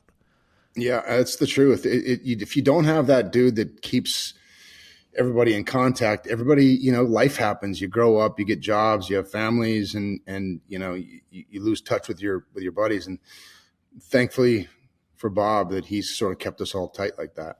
Is this a like significant others invited situation, families invited, or is it just the buddies? No, we don't. We usually on Saturday, so it goes Thursday, Friday, Saturday usually, or is it Saturday, Sunday, Friday, Saturday? I think Saturday is usually the last day anybody goes home on Sunday. So the last big event is wiffle ball, and it's really fun because it's like it's like a big softball. It looks like a softball game, only we do it in a giant field. We put a fence up, and we invite spouses and parents and whoever wants to come. But the first 2 days before that, it's just the boys. Yeah. Oh, that's great. That sounds great. Yeah, I'm in. You sold us. Yes. I'm so in. It's really fun. Yeah. It sounds like. Now, are you cutting in anyone from your buddy group into the Buddy Games show? Are they wetting the beak? What do you mean? Are they competing in it? No. Are they getting a little cash? Production paid? Credit. Oh. Yeah. Are they being? Bobby does. Bobby is a partner with me on this. I couldn't do this without him. Trust me, he would have my head. Okay. And also the truth is he brings a lot of value because he's got great ideas for games, a lot of which CBS loved. So yeah, he's in fact we shot it in Colombia, Bogota, Colombia, the TV show, and he got COVID on his flight out to Bogota and was, quarantined away from the rest of us. So we never even got to come to set. He flew all the way out there, and I didn't even get to see him other than he's like, you better not come up here. I'm not feeling well. I think I might have COVID. And so I went up and knocked on his door and like stood back about 20 feet just to say, "Hey man, are you okay?" And I'd left him a couple things in front of his door. Well, then I get COVID a couple days after he leaves. And I swear to God, I wasn't near him. So everybody on the production thinks that he gave me COVID. So he's worried that they're never going to let him be a part of it again because he gave me COVID and had to, we had to shut down for a few days. I feel like I know Bob. You should do the next season, or I guess next year would mean Big Cat come. We should do that one in Columbia too. Yeah, I feel like that would be a good venue. Yeah, we'll go to Columbia to travel to. I feel like I know Bob because he's like. It's not the fact that he had COVID. It's not the fact that like he wouldn't get he just was pissed that he probably can't be part of like just dudes hanging out. Yeah. I mean, he was not happy because it was, he was looking forward to coming out there and seeing it. And, it's a lot of flying to just sit in a hotel room for 3 days and fly back. Yeah. Have we figured out what the game's going to be? The wild card game is this year? I think he knows. He hasn't told me yet. I'm not sure, but I'll be sure to report back. Yeah, I'll send you some video. How's that sound? Yeah, yes. I mean, the one that you were talking about sounds like American Gladiators, just on a lake. Well, there was another one where you had to stand there in your underwear about 25 yards away, and each team had to put the helmet on in underwear again, and you got to sit. They got to stand there. Just had to stand there, and you hear when you hear the thump of the paintball gun. If you flinched at all, you lose points. And so it's like literally standing there in front of a firing squad having to take this. But it's the visual of these dudes who, we're almost 50 and we're standing there in our underwear. It wasn't pretty. And so I could send you some video of that, although I'm not sure it would be okay with the rest of the dudes. It's great because I also feel like every group of friends has a game that they grow up playing that is like native to whatever house they had or whatever backyard they have. Every guy grows up playing nutshot too, which is just you sit across a room from somebody, open up your legs, and then you just roll a basketball at their nuts, and then you can't flinch, and you just have to watch the basketball roll into your sack. Yeah, sort of the same idea as the game I just explained, only much more slow. Yeah, but this all rules. Like I don't know if my genuine excitement for not only the show but potentially maybe being part of buddy games. Like I hope it's coming through because. This is actually we're building a huge office in Chicago, 40,000 square feet. And a lot of what we're doing is similar to this, where it's like, let's find the dumbest games we can compete against because people love watching like friends just play stupid games and fail. And it doesn't have to be like some crazy athletic thing. It's just watching friendship and stupid things happen come through a screen is just the best. Yeah, you're gonna love the show. Then that's pretty much what it is. And the best part about it is that these guys, I didn't want it to feel too much like things we've seen, whether it's American Ninja Warrior or even Amazing Race. These are all great shows. We're extremely successful, but we wanted this to have like that. You need to be able to feel that these guys have known each other. These guys and girls have known each other forever, And so some of the games require, physical prowess, but some of them are how well do you know each other and how well do you know who's going to canoe across the lake, who's going to be strapped to the giant cornhole board, who's going to actually do the tossing, because these things, who's good at what, mostly because you've known them for so long. I could tell you exactly which guys in my group would be good at which particular events, and a lot of them had to do with each one of them had to contribute in some different way. Yeah. It sounds amazing. Yeah, it does. I'm very excited to watch, very excited to participate. We should probably get a little bit into the Vikings because last time you were on the show, we laid into you pretty good about the Vikings and about Kirk Cousins. Yep. I'm actually on the other side this year. I heard we signed Carson Wentz, by the way, as our backup. Did you really? No, I wish. Okay, Jesus Christ! I was about to say something nice about the Vikings. I would have instantly retracted. People have commented on the fact that I was on your show. I loved you on Pardon My Take. I was like, did you like the Carson Wentz part? Not so much. Yeah, in a show, the entire premise of this show is us being as wrong as we possibly can be about sports. Your Carson Wentz take was maybe the worst take that we've ever had. Yeah, you outtaked us. You outtaked us. I still believe in him. Somebody's going to pick him up, and he's going to come back. He's going to do it. God no. God no. We're not going to get into that again, though. Yeah. I've kind of switched this offseason on the Vikings because it turns out I've come to terms with the fact that I genuinely like Kirk Cousins. Yes, me He's too. a very nice guy. He's a great dude. Yeah. My personal feelings towards Kirk were more about feelings that I had in the past about him always being just good enough to give you hope and then smashing that hope. The Vikings offense was pretty good last year, and you got better on offense, and you have a good defensive coordinator. You can't be any worse than you were on defense. So I think I might be back in on the Vikings. Yeah, we lost a bunch of players, though, but apparently we picked a bunch up. Yeah, I feel the same as you do about Kirk. He's apparently just the nicest dude. But I still have a hard time thinking he can take us all the way. Again, he's sort of not a great showing in that playoff game against the Giants. But again, that's not all his fault. He did play really well, and he won a bunch of games that typically we lose. So that was the best I've seen him play last year for sure. Yeah, and it does feel like, I don't know, last year we all kind of felt the same way. They were winning all these weird games. It felt like it was a fluke-ish. Now it's a new season. You can, that doesn't carry over. They could have a totally different season where they're winning games differently. Yeah, apparently this new D coordinator, what's his name again? It's Brian Flores. Yeah, you got right? Brian Flores. Flores, right? Of course, he's apparently they are really high on him, and we couldn't be any worse than we were last year. And the Vikings are usually stout on defense, so it was tough to watch how porous we were. So I'm thinking he's going to bring back the Vikings defense of old. Hopefully, what might end up doing is we're going to be good.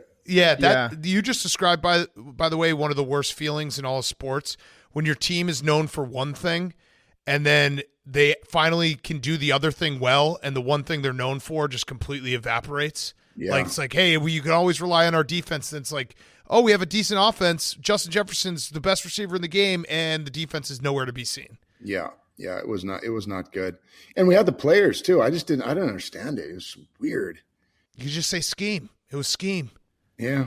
I guess it was. It is nice to just think though, like it can't get any worse than it was last year on defense. So if the offense I think comes we were back just 31 a of little 32. bit, I think we were 31st in the league in defense. Yeah. Now if you got, the Bears might have been worse. I reserve the right to stand by a take though. If the Vikings get out to a hot start, I might just start including last year's point differential on this year's stats too, and just say like in the last 18 months, the Vikings have the worst point differential of any team that's won this many games. I might still do that, but I kind of believe in them. That? Are you fun. a Bears fan or something? No, it's just fun. It's just fun when you have a take that you get addicted to. It's hard to let it go. Yeah. It's never. You're like you and Carson Wentz. Never let a good take die. Never let a good take die. All I care about is 2023 and at least give me some hope. Every year we've got hope. Every year we say this is the year, and it's been, I think, 61 years. Yeah. Josh, I want to play a fun game that we play with everyone. It's called We Read a Headline. So I just searched your name and then news. I'm going to read this headline. Josh Duhamel has become a bit of a doomsday prepper in case shit hits the fan. What's that about? Yeah, I've got this recurring, I don't know if it's a nightmare or a daymare of shit hitting the fan in LA, and I need to get out, and I've devised a plan to get out, and if I do, and which I will with my family, I've been building this place out in somewhere in the North Woods that I think that we would be okay. And so I don't know. It's just maybe it's just a hobby. Maybe I'm a crazy psychotic, conspiracy theorist, but any little thing goes wrong in LA and things seem to lock up quickly. They go sideways. And so that's just it's been a thing that I've worked, and it's been a lot of fun building the place out there, by the way. I bet. Project. Dude, now, is it set up to host buddy games? Because what if shit hits the fan, but buddy games still has to happen? Yeah. Oh, we could do both for sure. We'd have a fishing derby. That's one thing we do, by the way, is a fishing derby, and I would just keep all the fish, freeze them, and so we'd have food for the next, several months. Yeah, I like bring this. them out there. Make them play and work at the same time. Yeah. You don't work, you don't eat. Did you have have you started to like stockpile food, like freeze dried shit? Yeah, to a degree. I haven't become that psychotic about it yet, but I do have the infrastructure to live comfortably for a while out there. I like how you phrased it too, a bit of a doomsday prepper. Just kind of dipping your toe in. I don't think that's how that works. I think you either are or you aren't. It's a binary thing. It's like you can't be like, oh yeah, I got this little side hobby. I'm building an entire fortress in case shit hits the fan. It's just a bit of a doomsday prepper. Well, I don't want to be that much of a Debbie Downer. I feel like it's been fun too. I also wanted just a place just to retreat to that was out in the middle of nowhere and something private, and it sort of turned into, okay, so I'm going to need a big generator. I'm going to need to reverse osmosis the wells. I'm going to have to be able to This is fish. not a bit. This is not a bit of a doomsday prepper. You got a cellar with some you sturdy are a locks on doomsday it. prepper. Hey, you got to think about these things, man. Have you purchased seeds? Do you have like an enormous amount of seeds that you're waiting to I plant do, out there? actually. So you've got a doomsday garden. I started learning how to see. I'm a bit of a farmer now too, just a bit of a farmer, not a Bit of a farmer. So I'm learning how to till and seed and grow stuff. It's all happening incrementally. I can't give 100% of my time to it, but I do really enjoy learning, basic survival stuff. So what is the doomsday scenario for Los Angeles? Because you've obviously thought about this. What's the most likely scenario where just LA comes to a standstill? It like rains one day, and the traffic on the 405 is too bad, and you're like, "Fuck this! I got to get out to my cabin." Yeah, what qualifies as reason to dart? I guess it's 54 degrees one day. They take out our cell towers, or they take out or gas. So they shut down gas stations or any. And if you remember in 2008. They started having to. There's a shortage in gas, and there's a book that I read that I think that started me off on this path. It's called Patriots: A Guide to Surviving the Coming Collapse. I think it was called, and it sort of played out. You don't buy that book. I like wait. this. You don't buy that book, The Patriots Guide to the Impending Collapse of Society. You don't buy that unless you already want to become a doomsday prepper. And I listen. I like this because. Most doomsday preppers are psychos and they've, lost kind of all sense of reality. So I will actually backtrack and say you are a bit of a doomsday prepper because you're still a regular guy living a regular life. You're just making a, break glass in case of emergency plan. I'm just taking necessary precautions, man. That's all. I don't want to be caught with my pants down. Yeah, you aren't. Wait, so this book, so you read the book and then you're like, oh, this makes a lot of sense. Yeah. So what they did you read the book? No, I did not read the book. Yeah. So it basically plays out the 2008 scenario. And, if it had gone, if we hadn't gone in and saved the banks, he plays out what would have happened or what could have happened in a really realistic way. And I'm like, yeah, I mean, and I've seen, if something goes sideways in LA and there's riots in the streets and people are, and freeways can lock down quickly. So, it's a very delicate environment. If things aren't, copacetic, things can go sideways here quick. And you only have the freeways out, and those can lock down quickly. So how do you get out? Well, dirt bikes. Dirt bikes is the answer. Oh, dirt bikes is the answer. I like that. You are reminded when you watch like a documentary about 2007, 2008, we all believe in money, and that's why money is worth something. But the second that we all stop believing in cash, then, we are kind of in a scenario like what you're talking about. Every man for himself. Things go off the rails. Now, let me ask you this. Are you a member of any online forums or message boards dedicated to prepping? No. Okay, just a bit. That's good. Yeah, you're a bit of a doomsday prepper. Yeah, that is. Yeah, I think you are a bit. It's not all the way. Well, we don't want to see you go all the way. You wouldn't be on this show. I should actually be doing a better job, to be honest. I'm not entirely ready. but I'm getting there. You always get more ready. Yeah. And every time you see a headline in the news about a UFO visiting, you're like, yep, all these idiots out there, you're dumb. You're not ready. I'm ready for this. Yeah. Well, I say I am, but then, one thing goes wrong and how do I change the tire on my motorcycle? Oh God, I'm screwed. Yeah. And also like, oh shit, I got a meeting with the studio on Friday. I can't miss that. So we're going to have to delay getting out of town. All right. Well, Josh, this has been awesome, man. We love having you on. Actually, I got one more question. Go ahead. Because I went back and read some of your bio before we started taping today. And I saw that you were voted Male Model of the Year in 1997. I thought we talked about this last time, didn't we? Did we? Well, we talked about how good looking you are. I think we spent a majority of the interview just being like, you're hot. Tell us about that. I was actually hoping for a tip from you this time. If you win a Male Model of the Year competition, I have to imagine you've got to look, right? Like there's a certain look. So we go from Doomsday Prepping to Male Model of the Year in 1997. You can do it all. Can you just can you tell us how you turn on that look where it's like, yeah, this is my modeling look. This is the hottest that I can be. Yeah, my modeling days were short-lived, man. I got off to a start, but then I was just really insecure about it and I wasn't comfortable. I didn't really have a look. I think that's part of the reason why I was not successful is I had more of a deer in the headlights look than a blue steel. Mm-hmm. And so, I wasn't incredibly successful at it. Yeah. Well, Male Model of the Year. Yeah.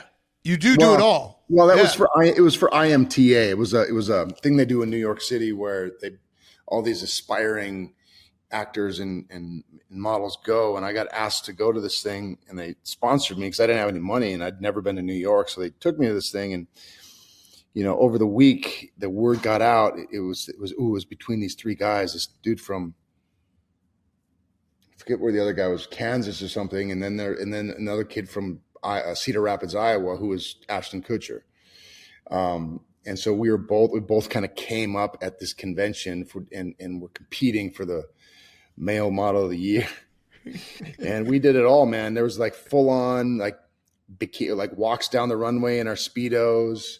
There's a fashion. There was, they had photo. It was like it was truly a real life Zoolander. I love it. And you beat Ashton. I did. That's the one thing I beat Ashton at in my career. Yeah. All right. So my last question, rowback question, RHOBACK.com. Use code TAKE, 20% off your first purchase. Q-zips, polos, hoodies, joggers, shorts, everything. Rowback.com, promo code TAKE, 20% off.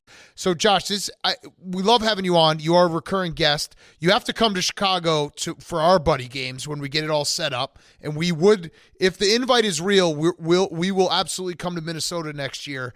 But my last question is, so you kind of have it all. Male model, you have the Doomsday Prepping, you're a great actor, you've been in a ton of movies, you got great friends.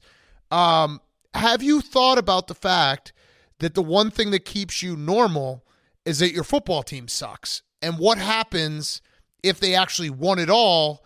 People might start hating you. I don't care, man. I'll take that Super Bowl victory. They can hate. They can hate all they want. I want that Super Bowl. And good answer. So I'm not worried about that. Okay. I think that people would be happy for the Vikings just because it's almost like, well, good for them. They finally did it after. I think there's the 2 or 3 teams that haven't won it. How many teams? See, the Chargers, Browns, Vikings, Jaguars. Browns have won it, haven't they? Not a Super Bowl. No Super Bowl. Lions. There's not a bunch of, if you take out the new teams like the Panthers and like the Texans, but of the old teams that have been competing for a very long time. It's pretty tough to not have a Super Bowl. And by the way, they're the top 10 winningest team. They're in the top, like, winning percentage. They're top 10, so they've always been good. So that's what makes it even harder is the fact that we're always in the conversation, but never can quite pull it off. But I feel like O'Connell's got the goods. Our head coach, Flores. I feel like this is the regime that could do it. Yeah. Dalvin Cook, everybody. Well, Cook's gone now. Yeah. We did. I think I did the stats. You did that on purpose. Yeah. There you go. We did the stats. I think last Not just year. A pretty face. The Vikings have been to the playoffs like 30 out of the last like 45 years or something crazy, where it's like they're always in the playoffs. And it's definitely a different. It's like the reverse coin of like a Lions who don't go to the playoffs and are just sad. So, all right. So you're okay if people start hating you if the Vikings win it all. I'm okay with that. I'll take I'll take a Super Bowl victory. That's an even trade for me. Yeah. Yep. Yeah. Okay. We'll help make sure that everyone hates you. Thanks. All right. Well, Josh, thank you so much, dude. We love having you on. We do have to set it up when we're set up in Chicago because we are basically building what you've described in buddy games. So we're building Recess. Yeah, we made an entire office out of Recess. Yeah, you and Bob got to come, and we'd love to have you out. Hey, if you get a chance, check out Buddy Game Spring Awakening too. I think you guys would really dig it. Yes. Yep. Yes. I'm all in on buddy games. Give me everything with buddy games. It's the second movie that just came out in May. It's really fun. So I love it. I love it. Give me a video game of buddy games. Ooh, I like that. Then you don't have to go see your buddies. I'll take 10% off that. Yeah. we just put it all into the cloud. Yeah. Take away friendship. All right. Well, Josh, thanks so much, man. Appreciate it. Bye, guys. Josh Duhamel is brought to you by Game Time, the exclusive ticketing partner of Barstool Sports. We're going to be Colts season ticket holders. Shout out Game Time. We're going to be giving away tickets to every Colts game. It looks like Big Cat's matching right now as we speak. It's created by fans for fans. Game Time is the ticketing app that makes it easier than ever to score last-minute deals on tickets to sports, concerts, and shows. They guarantee the lowest price. It's summer concert series time right now. A lot of good concerts going on. I know, Hank, you were out at a concert last weekend. We've been going to a bunch of them. I'm excited to get to some shows here in Chicago. Everything's possible with the Game Time app.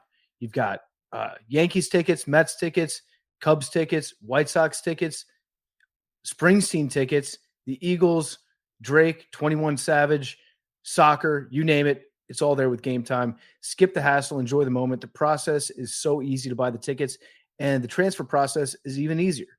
You just text them. You just text them to your friends, to your family, whoever needs them. Just send them. Very, very easy to do. Anyone can handle it. Download the Game Time app or go to the website, enter your email, and redeem code PMT for $20 off your first purchase. Terms apply. Go to the Game Time app, enter your email, and redeem code PMT. You get $20 off your first purchase. Some terms apply. All right, I'm trying to finish my my tickets, but I can't do it where they don't automatically renew. I don't want Colts season tickets for life. So that same thing happened with me. There's a question, like a series of questions that they ask you when you check out, and the first one is, do you want to sign up for like Forever Colts, the auto renew? And there's only a yes answer. There's not a no. So you did it? Check. Yeah, so I did it. So I'm going to call them tomorrow and be like, hey, I just want to let you know I'm not renewing these. Okay. That's not happening. Yeah. Jake, you're going to have to do that for me. Problem. Okay, I've purchased Colts tickets. There it is. I just hit submit, so I have matched. We're just going to give away Colts tickets all year. What a giveaway. I can't believe I never thought that I would be a Colts season ticket owner, and here I am. Life comes at you fast. Thank you, Mr. Irsay. Yes, thank you, Mr. Irsay. It's a thank you for me too, just because we don't have to talk about Dan Snyder anymore. Yeah, so he changed my life. Put money in the Dan Snyder jar. We're not allowed to say that name. Yeah, he changed my life. Okay, Fyre Fest of the week. Let's do it. Hank, start us off. Yeah, we were talking about lifetime stats the other day on Mount Rushmore, and I was thinking about this after. What do you guys think the lifetime stat of how many haircuts you've got in your life? Not that many. Yeah, PFT is a bad person. You could probably calculate the ballpark. I get like one every 3 or 4 weeks. So that's like thousands. That's what I couldn't figure out. Thousands. I don't think it's thousands. It's definitely not thousands. Could be. You never know. No, it's definitely not thousands. Because let's say you get 12 haircuts a year. Hank, let's do the math. What's 12 times 30? That's 360 for Hank. Yeah. Hank, you're not 90 years old. Hank's not a world-renowned educated person. Maybe Jeff D'Lo has thousands. 90 years old is 1,080. That's barely 1,000. Yeah. And you didn't get one as a baby. Feels like thousands. You never know. Whatever. Hundreds. I got a haircut yesterday. This is the first time this has ever happened to me. It was driving me nuts. The barber turned me around in the chair for the entire haircut. So I had no idea if like I just didn't know what was going on. And the whole time, you know, sometimes they turn you around for a second and do something, do your back, whatever, then they turn you back around. So you're looking at the person cut your hair. He turned me around and did not turn me back around for 45 minutes. And it turned out fine, but I was kind of losing my mind when it was going on. I was like, is this guy just butchering my hair? That's scary. Who knows? I don't know. So two things. Either one, he wanted to create a sense of community in the barbershop and wanted you to talk to other people. Nope. I was looking at a wall. I was actually on the farthest. I was on the farthest chair and I was turned towards the wall. I kind of like this though. Like the big kind reveal. Of a surprise. Yeah, it's a surprise moment at the end. Move that bus. It was driving me nuts. I was like, I just didn't know. And I kept like kind of trying to like, you know, lead him and he was not having it. So were you happy with the result? I was, but it was 45 minutes of anxiety that I wish, you know, wasn't the case. Damn. That's brutal. I got my last haircut in Brooklyn and I pussied out on saying goodbye. I've been doing that for a few things. Is that a lame move? I don't like doing goodbyes, and it's like, I kind of know the guy, but also like maybe he'll just think I died, and that's kind of cool too. Yeah, you're kind of Irish goodbying him. He'll either think that you died or that you moved away and you're an asshole for not saying bye. Yep. Or that you secretly don't like his haircuts anymore and you're going somewhere else. Or I just decide never to get my hair cut again. Yeah. I had a pretty heartfelt goodbye with the guys at the convenience store next to the office last time I was there. I was like, this is it. It's weird. It's been real. We dapped up. Because it's people he told the older guys, like, come here, he's going. Yeah. It's people it was nice. It's people you see every day. Like, because I'd see the people who cut my hair like at the bodega and all that stuff. Like, oh, hey, what's up? But yeah, I pussied out. Maybe I'll go back and say goodbye. I have like one more day or 2 more days that I can do it. I'll probably say goodbye because that's you're not gonna do that. Nah, I might because he always did Super Bowl squares too. So maybe I'll just be like, hey, get me in on the next year. Yeah, you're still 1 foot in. Yeah, right. Still got some connections to Brooklyn. Yeah, exactly. All right, PFT. My Fyre Fest. I mean, I can't really complain about anything. Life is very good for me right now. This is the happiest that I've been. I feel bad even complaining about anything because this is everything that I've wanted happen today. So I'm so excited about that. So I guess my Fyre Fest is just that I've had really chapped lips recently. And I'm always afraid of using too much chapstick because that's how they get you, right? You get addicted to chapstick and then you have to use it more and more and more. I've never used it. See, and your lips are great, Hank. You have some of the best lips I've ever seen, Hank. Very highly kissable. Mm-hmm. Thank you. But I don't really know how much chapstick is too much chapstick to get me addicted to it. But I've tried using Vaseline. I've used other chapsticks, and I can't get over the chapped lips. You should try sour cream. Yeah. Is that a thing? Try maple syrup. You guys are just going to get me fat. You probably have a sunburn. That's what it is. I mean, when you came back from vacation on whatever was Sunday, I was like, whoa, you got sunburn. You definitely have a sunburn. Yep. I've got sunburned lips. Yep. Yeah. Okay. That's nothing. So I'll just wait it out. I'll be good. Yeah. You'll be fine. Aloe. All right, my Fyre Fest. I have a few. One, just moving sucks. I didn't realize. Moving is one of those things that you just kind of forget how much it sucks, and then until you actually get in it, you're like, oh yeah, this really fucking sucks. And it really, really sucks when you got 3 kids and a dog that you have to like manage all that shit. So I'm just been a bad day. It's gonna be a bad few days for me. Just bear with me because moving sucks. I also have Fyre Fest. Justin Fields said he's going to throw for 4,000 yards this year. And then it just triggered the reaction online being like, oh my God, the Bears have never had a 4,000 yard passer. And also if he doesn't throw for 4,000 yards this year, then it's going to be like, oh, they still don't. So that sucked. The fat guy quote, that was bad. And then finally, we're going on Grit Week soon. We got Grit Week in 2 weeks. And Max told me, I won't say who, about a sponsorship deal. And he was like, yeah, they want everyone to shave their face. And I was like, I'm in if everyone shaves their face. And so I think we should all shave our faces. I'm in. Yeah. No, I mean, I said you guys are first, talent. right? It's If a strength big in sponsor, numbers. It's we want strength to in help numbers. the sponsors that help us. Correct. So, They really would like down for that. if you did. Well, no, I will do. I said I will have no problem because Max was like, they want you to do it. They said they wanted me to do it, and I was like, yeah, I'll do it if everyone does it. Strength in numbers, and now Max and Hank are not being team guys. I also figured it out so we don't have to do this. But we should do it as a team. That would be funny. it sounds like this is something that the sponsor really wants, and I want to give the sponsor what they want. There's already a solution here. What's grittier? What's here. grittier than all of us just bearing our insecurities to the world? Nothing is the answer. Is such a.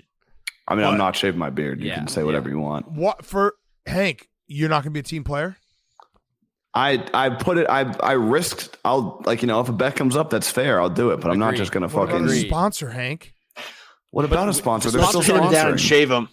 What'd you say? Pin him down. Let's shave him. Billy, you can't even see Billy's Can't even face see you, right Billy. now. It's offensive You have a lineman fucking shit, Billy. computer that you should be plugged into an Ethernet cable. I'm not there right now. Okay, well, listen. What does that mean? Billy's going to, his face is going to be a black screen today. Yeah, like we have no video of him. He's back, or it'll be like one frozen freeze frame throughout this entire episode. That's just a forewarning for everyone watching the YouTube that you will not see Billy's video in this episode. And you can't see how wet he is. Yeah, he's so wet. He showed up so wet. I'm not wet anymore. It looked like you didn't know we were recording and had to run 20 blocks to get back to wherever you're recording from. You look a little bit like a frat version of Will Muschamp right now. Just like a little damp. I was playing pickup basketball. And the shower didn't take. And no, but then I got the after sweats from the shower. Yeah, I know. The shower didn't take. It's the worst. Either way, I apologize to all AWLs. I guess we're not shaving our faces. No, man, I'm down. I even said I would shave my head. If so they am paid I. Enough money. You guys are the hosts. The advertisers pay for you guys. They don't pay for us. They pay for us. We're a team. We win as a team. We lose as a team. That's a team. You guys. All right, so we can profit share. The team. Yeah, we'll profit share off this deal. No problem. No problem. I'm down. I'm down. On salaries. Billy's down. If we're talking, I'm down. If we split everything evenly, no, I'm down this for the whole year. Specific ad, we will. I will pay you out of my pocket if I have to. How much? Whatever whatever the number is. No problem. You want? And guess what? If the number isn't what you want, I got Colt season tickets. I can sweeten the deal. We're gonna work on Sundays. Okay. All right. Well. I apologize to AWLs. Why do you do this to me? I apologize to AWLs. Max it's Max's fault. No, he's addicted to seeing my fat face. Max, I have a fat face. My face would be fat. No, you like looking at my fat face. Yes, I do. You have, but who cares? You got a family, you got kids. It doesn't matter. What is that supposed to mean? I still want to look good. It basically, Hank's saying that you gave up. Yeah, like it doesn't. No, it doesn't matter. It sounds like Hank gave up on showing his face. Yes. Yeah, I did. Yeah, and it was never the best thing I ever did. Hank, I hope someday you get married to the love of your life, and she's like, I don't like your beard. I'll shave it then. I'll shave it. Okay, Billy, your Fyre Fest. So first Fyre Fest is my dog won't go down a spiral staircase. So I've had to carry him about twice a day down the spiral staircase. He will go up. We've made progress, but I'm basically carrying 110 pounds over my shoulder down a spiral staircase twice a day, which is fun. Hopefully we can, make some content of him learning how to go down. Second Fyre Fest is I just realized that everyone is going to be in Chicago on Sunday. And yes, I did this to myself, but it's still, it was a very sobering thought. But yeah, so yeah, Billy, I took a look at your spiral staircase. Kind of been in denial about it, but yeah. No, we know you've been in denial about it. You've definitely been like, this will never happen. When you saw your spiral staircase, did you think Smith in the house on Sunday at the office? Did you think to yourself, Whitey's going to have no problem at all with this? It's basically a vertical staircase that you have. No, I absolutely knew he was going to have problems, but I was in denial about it. But I don't even think Billy's internet cut out there. His speaking pattern cut out. His brain cut out. Billy, plug the Ethernet back into your ear. Yeah, his brain is delayed right now. All right, well, Billy, yeah, I mean, yeah, it was going to come. Time moves on. Yeah, shit happens. Jake, next Fyre Fest. Yeah, well, we have Grit Week. Grit Week will be your finale. Go ahead, Jake. Yeah, so I'm sitting in my new apartment right now. As you can see, if you're watching on YouTube, I have my boxes, but I have not unboxed anything because I am in an ADA compliant apartment with a shower head that is lower than my head. It has an extra little peephole. The towel racks are lower, so might have to do some shifting around. So stay tuned. What do you mean by shifting around? Getting in a wheelchair? Might injure yourself. I might be transferring apartments. We'll see. Did you not look at any of these apartments before you that's very unlike you. That's something I would do or Billy would do. I did, and they sent me similar videos, and they said the unit I would be living in is identical. The videos I got wasn't the case, so stay tuned. Maybe but now you're prepared for anything. Yeah, and maybe you just give off the vibe of like a paralyzed person. You think about that? Your voice or something? Like something happened where they're like, yeah, we got to get this guy. Now, if you are changing, does that mean you don't stand with disabled people? Well, that was a bad choice of words, but you know what I'm saying. No, I 100% stand with disabled people. And I understand. Stand next to. Yeah. Okay, because if I were you, I would keep that. I would keep it and be like, I understand. Like I'm not gonna make a fuss. Yeah, like learn what they have to go through. It'll give you perspective. Do you have the bar? Do you have the bar next to your toilet? It's like no true bar. Life. Yeah. No bar. Come on, so Jake. I respect, and I don't know. Well, I agree with you, Jake, because you are taking a spot from them right now. Yeah, it's like when somebody parks in the handicap space. That's what Jake's doing with his entire life right now. I feel really uncomfortable doing it. So we'll see. I've got some meetings tomorrow, and we'll figure it out. Is there any features that are like an upgrade that you're like, oh, this is kind of sick? The walk-in shower's got to be nice. Jake, are you worried, like karma-wise, if you go and make a big fuss and get switched, you're going to have like a tragic accident? I'm just asking. I'll have to come back to this department. I would be scared of that. It's like switching your flight or something. You know what I mean? It's like, oh shit, what happens if the other, the flight I switched to? I view it in the perspective, like PFT said, I'm taking the space right now of someone who needs it more. Very selfishly. Very selfishly right now. And my other one, this is from a few weeks ago. Sometimes when I get a hotel room that's ADA compliant, some of the features are better for me. Yeah. Oh Lower tower racks are nice. Dude, the bar to stand up off the toilet when your legs fall asleep? Yeah. Living for a year is a different story. Okay. This would only happen to you, Jake. I'm happy it has happened to you because it really is not your fault. And it is a very easy way out to be like, yeah, I wouldn't take it from someone else, but we have put you in a sufficient pickle. Right. So it's tough. I thought I'd be moving in today, but now I'm just sitting in an empty room with a bed and a desk. Do you think you're too good to live in an ADA compliant apartment? No, I'm just uncomfortable staying here where it's someone else who might need it more. So wait, so your Fyre Fest essentially is that you have working legs? No. Oh my God, I feel so uncomfortable. Where's the microwave, Jake? Is it a Skip Bayless waist level microwave? You're basically complaining that you're like, yeah, this is bullshit that they gave me this thing. My legs work. I have a skip too. I forgot to say that. I'm skipped up. What? Yeah. What do you mean? I got a skip micro. Oh, you really? do? Nice. My first skip. Yeah, I got my first skip. Nice. Yeah. That's solid. So we'll see what happens. And my other Fyre Fest is I visited the sleepaway camp I went to a few weeks ago, and I reffed a 15 and under color war basketball game. Why is that at Fyre Fest? Because it was a disaster. I got told, a 14-year-old told me, I need another pair of glasses. Oh, that's awesome. That's awesome. And at halftime, I may have asked the kids who won the jump. Ooh. I didn't know who got the ball. So you did a bad job reffing, you'd say? Yes, a very bad job. Were you rooting for one color over the other? No. What do you mean color war basketball? Like Wisconsin against Kentucky?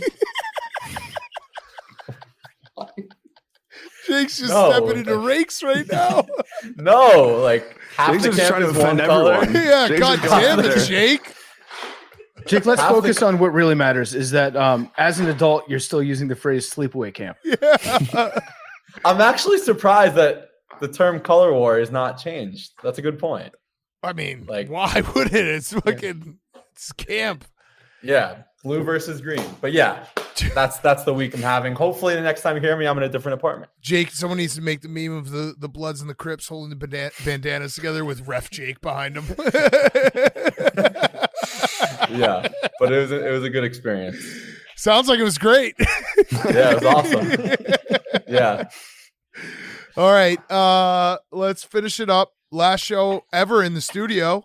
Yeah, so this is we're retiring. We should.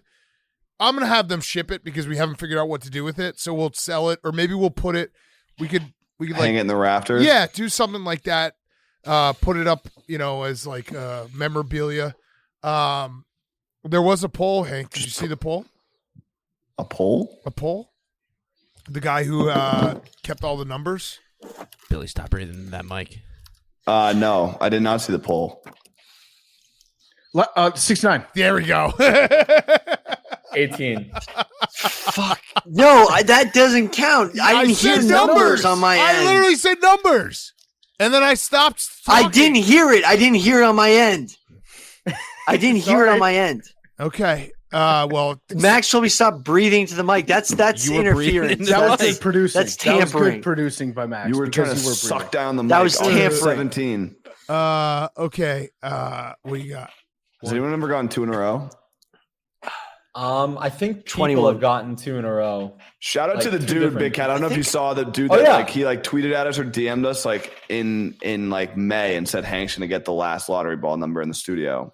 Remember, Too Shout bad out this to is the Billy- last one in the studio. Yeah, this is the last one. No, but I'm gonna be Billy the last and I- winner. Oh, well, that's I'm the not reigning that. champ of that machine is mine. You Nope. can just ship it to my house. So the guy who did the poll said that I've won 5 times, and he had everyone he had vote 2 on it. examples. He had five times. So I literally saw him be like, here's 5. Big Cat says he has 5 wins. I'm going to attach the videos. And then he attached 2 videos. listen, I respect all wins. I've never said anything about Michigan claiming 14 national titles, so I'm very consistent with this. I am the reigning champ. Okay. Memes, Forever have you champ. ever gotten this? Nope. You've never gotten it. remember Okay. Billy got it for the first time, and then he retired until someone else got it, and I got it on the next show. Oh, That yeah. was the back-to-back. Yeah. All right. I'll go with Got him. I'll go with Oh, 85. yeah. 20. Big Cat got it twice in a row, but just one wasn't on the show. Yeah, I did get it twice in a row. Are you sure that Memes yeah. hasn't gotten it? No, memes never gotten it. It's about to hit right now. I see it. 79. Oh. Let's do another one. Counts? Yeah, this one counts. I'm gonna miss the 18. studio. Well, let's do the same numbers. We'll just go same numbers. Bye, studio. I'm gonna miss the studio too. I'm going to miss it a lot. I think I still have cable boxes in that studio that I need to return. Yeah, that's gonna happen. 53. Let's do one more. Are there, Let's Max? do one more. Everyone, I see numbers. No cable boxes. Wait, put them There's back like a- in. is there a 18. bag Put them of back cable in. So it's boxes not somewhere? Mickey Mouse. Mickey Mouse. What is going on here? Just give me 69. Can you give me it for the last fucking one? All right, you fine. dickheads. You know I'll I take have bad 17. internet. I'll take 17. Bill, you have a computer PFT, what's your number? that plugs Yeah, into the internet. I'll do 8. I'm not at my computer. Memes? I'm Whose not fault at was my that? computer right now. One. Did you guess a number, Hank? It's 17. No, I had 17. 100. 40. Let's do another. Should have picked 40. We'll keep all the same numbers. Third time. 40. No, I got 17. You can't do that. All right, fine. I'll go back to 85. That's fine. 17. 20. 18. 4. Did you have 4 memes? No. All right, let's do one more. Time. We're just going to keep I'll do 8. no, 33. 17. 20. Billy, what are you doing? What are you doing, Billy? 81. Numbers? 12. 18. I go 17. 69. 20. Nice pick, PFT. I quit. You You just we have know. to say the number after. Yeah, you already did. the 18. I can't hear it in Anyone? time. California Condors. yeah, Jake! Jake's the reigning champ. Way to go, Jake! Awesome, Jake. Way to go, the reigning champ. Very cool. No, Jake. Fuck Mickey yes. Mouse. Mickey No, Mouse. that's not Mickey Three Mouse. balls were out. Doesn't Three matter, balls were Jake. out. No, Oh, Jake. that's The last like ball Jake. that will ever be drawn. No, in this it's season. so 2 true. balls, Jake. That's so Way true. to go. Reigning California champ. Condors Last ever have champion. the largest wingspan of any bird. I don't know if I can take this one. No, Jake. You're taking it just like you took that fucking ADA apartment. Jake. You're taking it. It's getting late. Love you guys. Good job, Jake.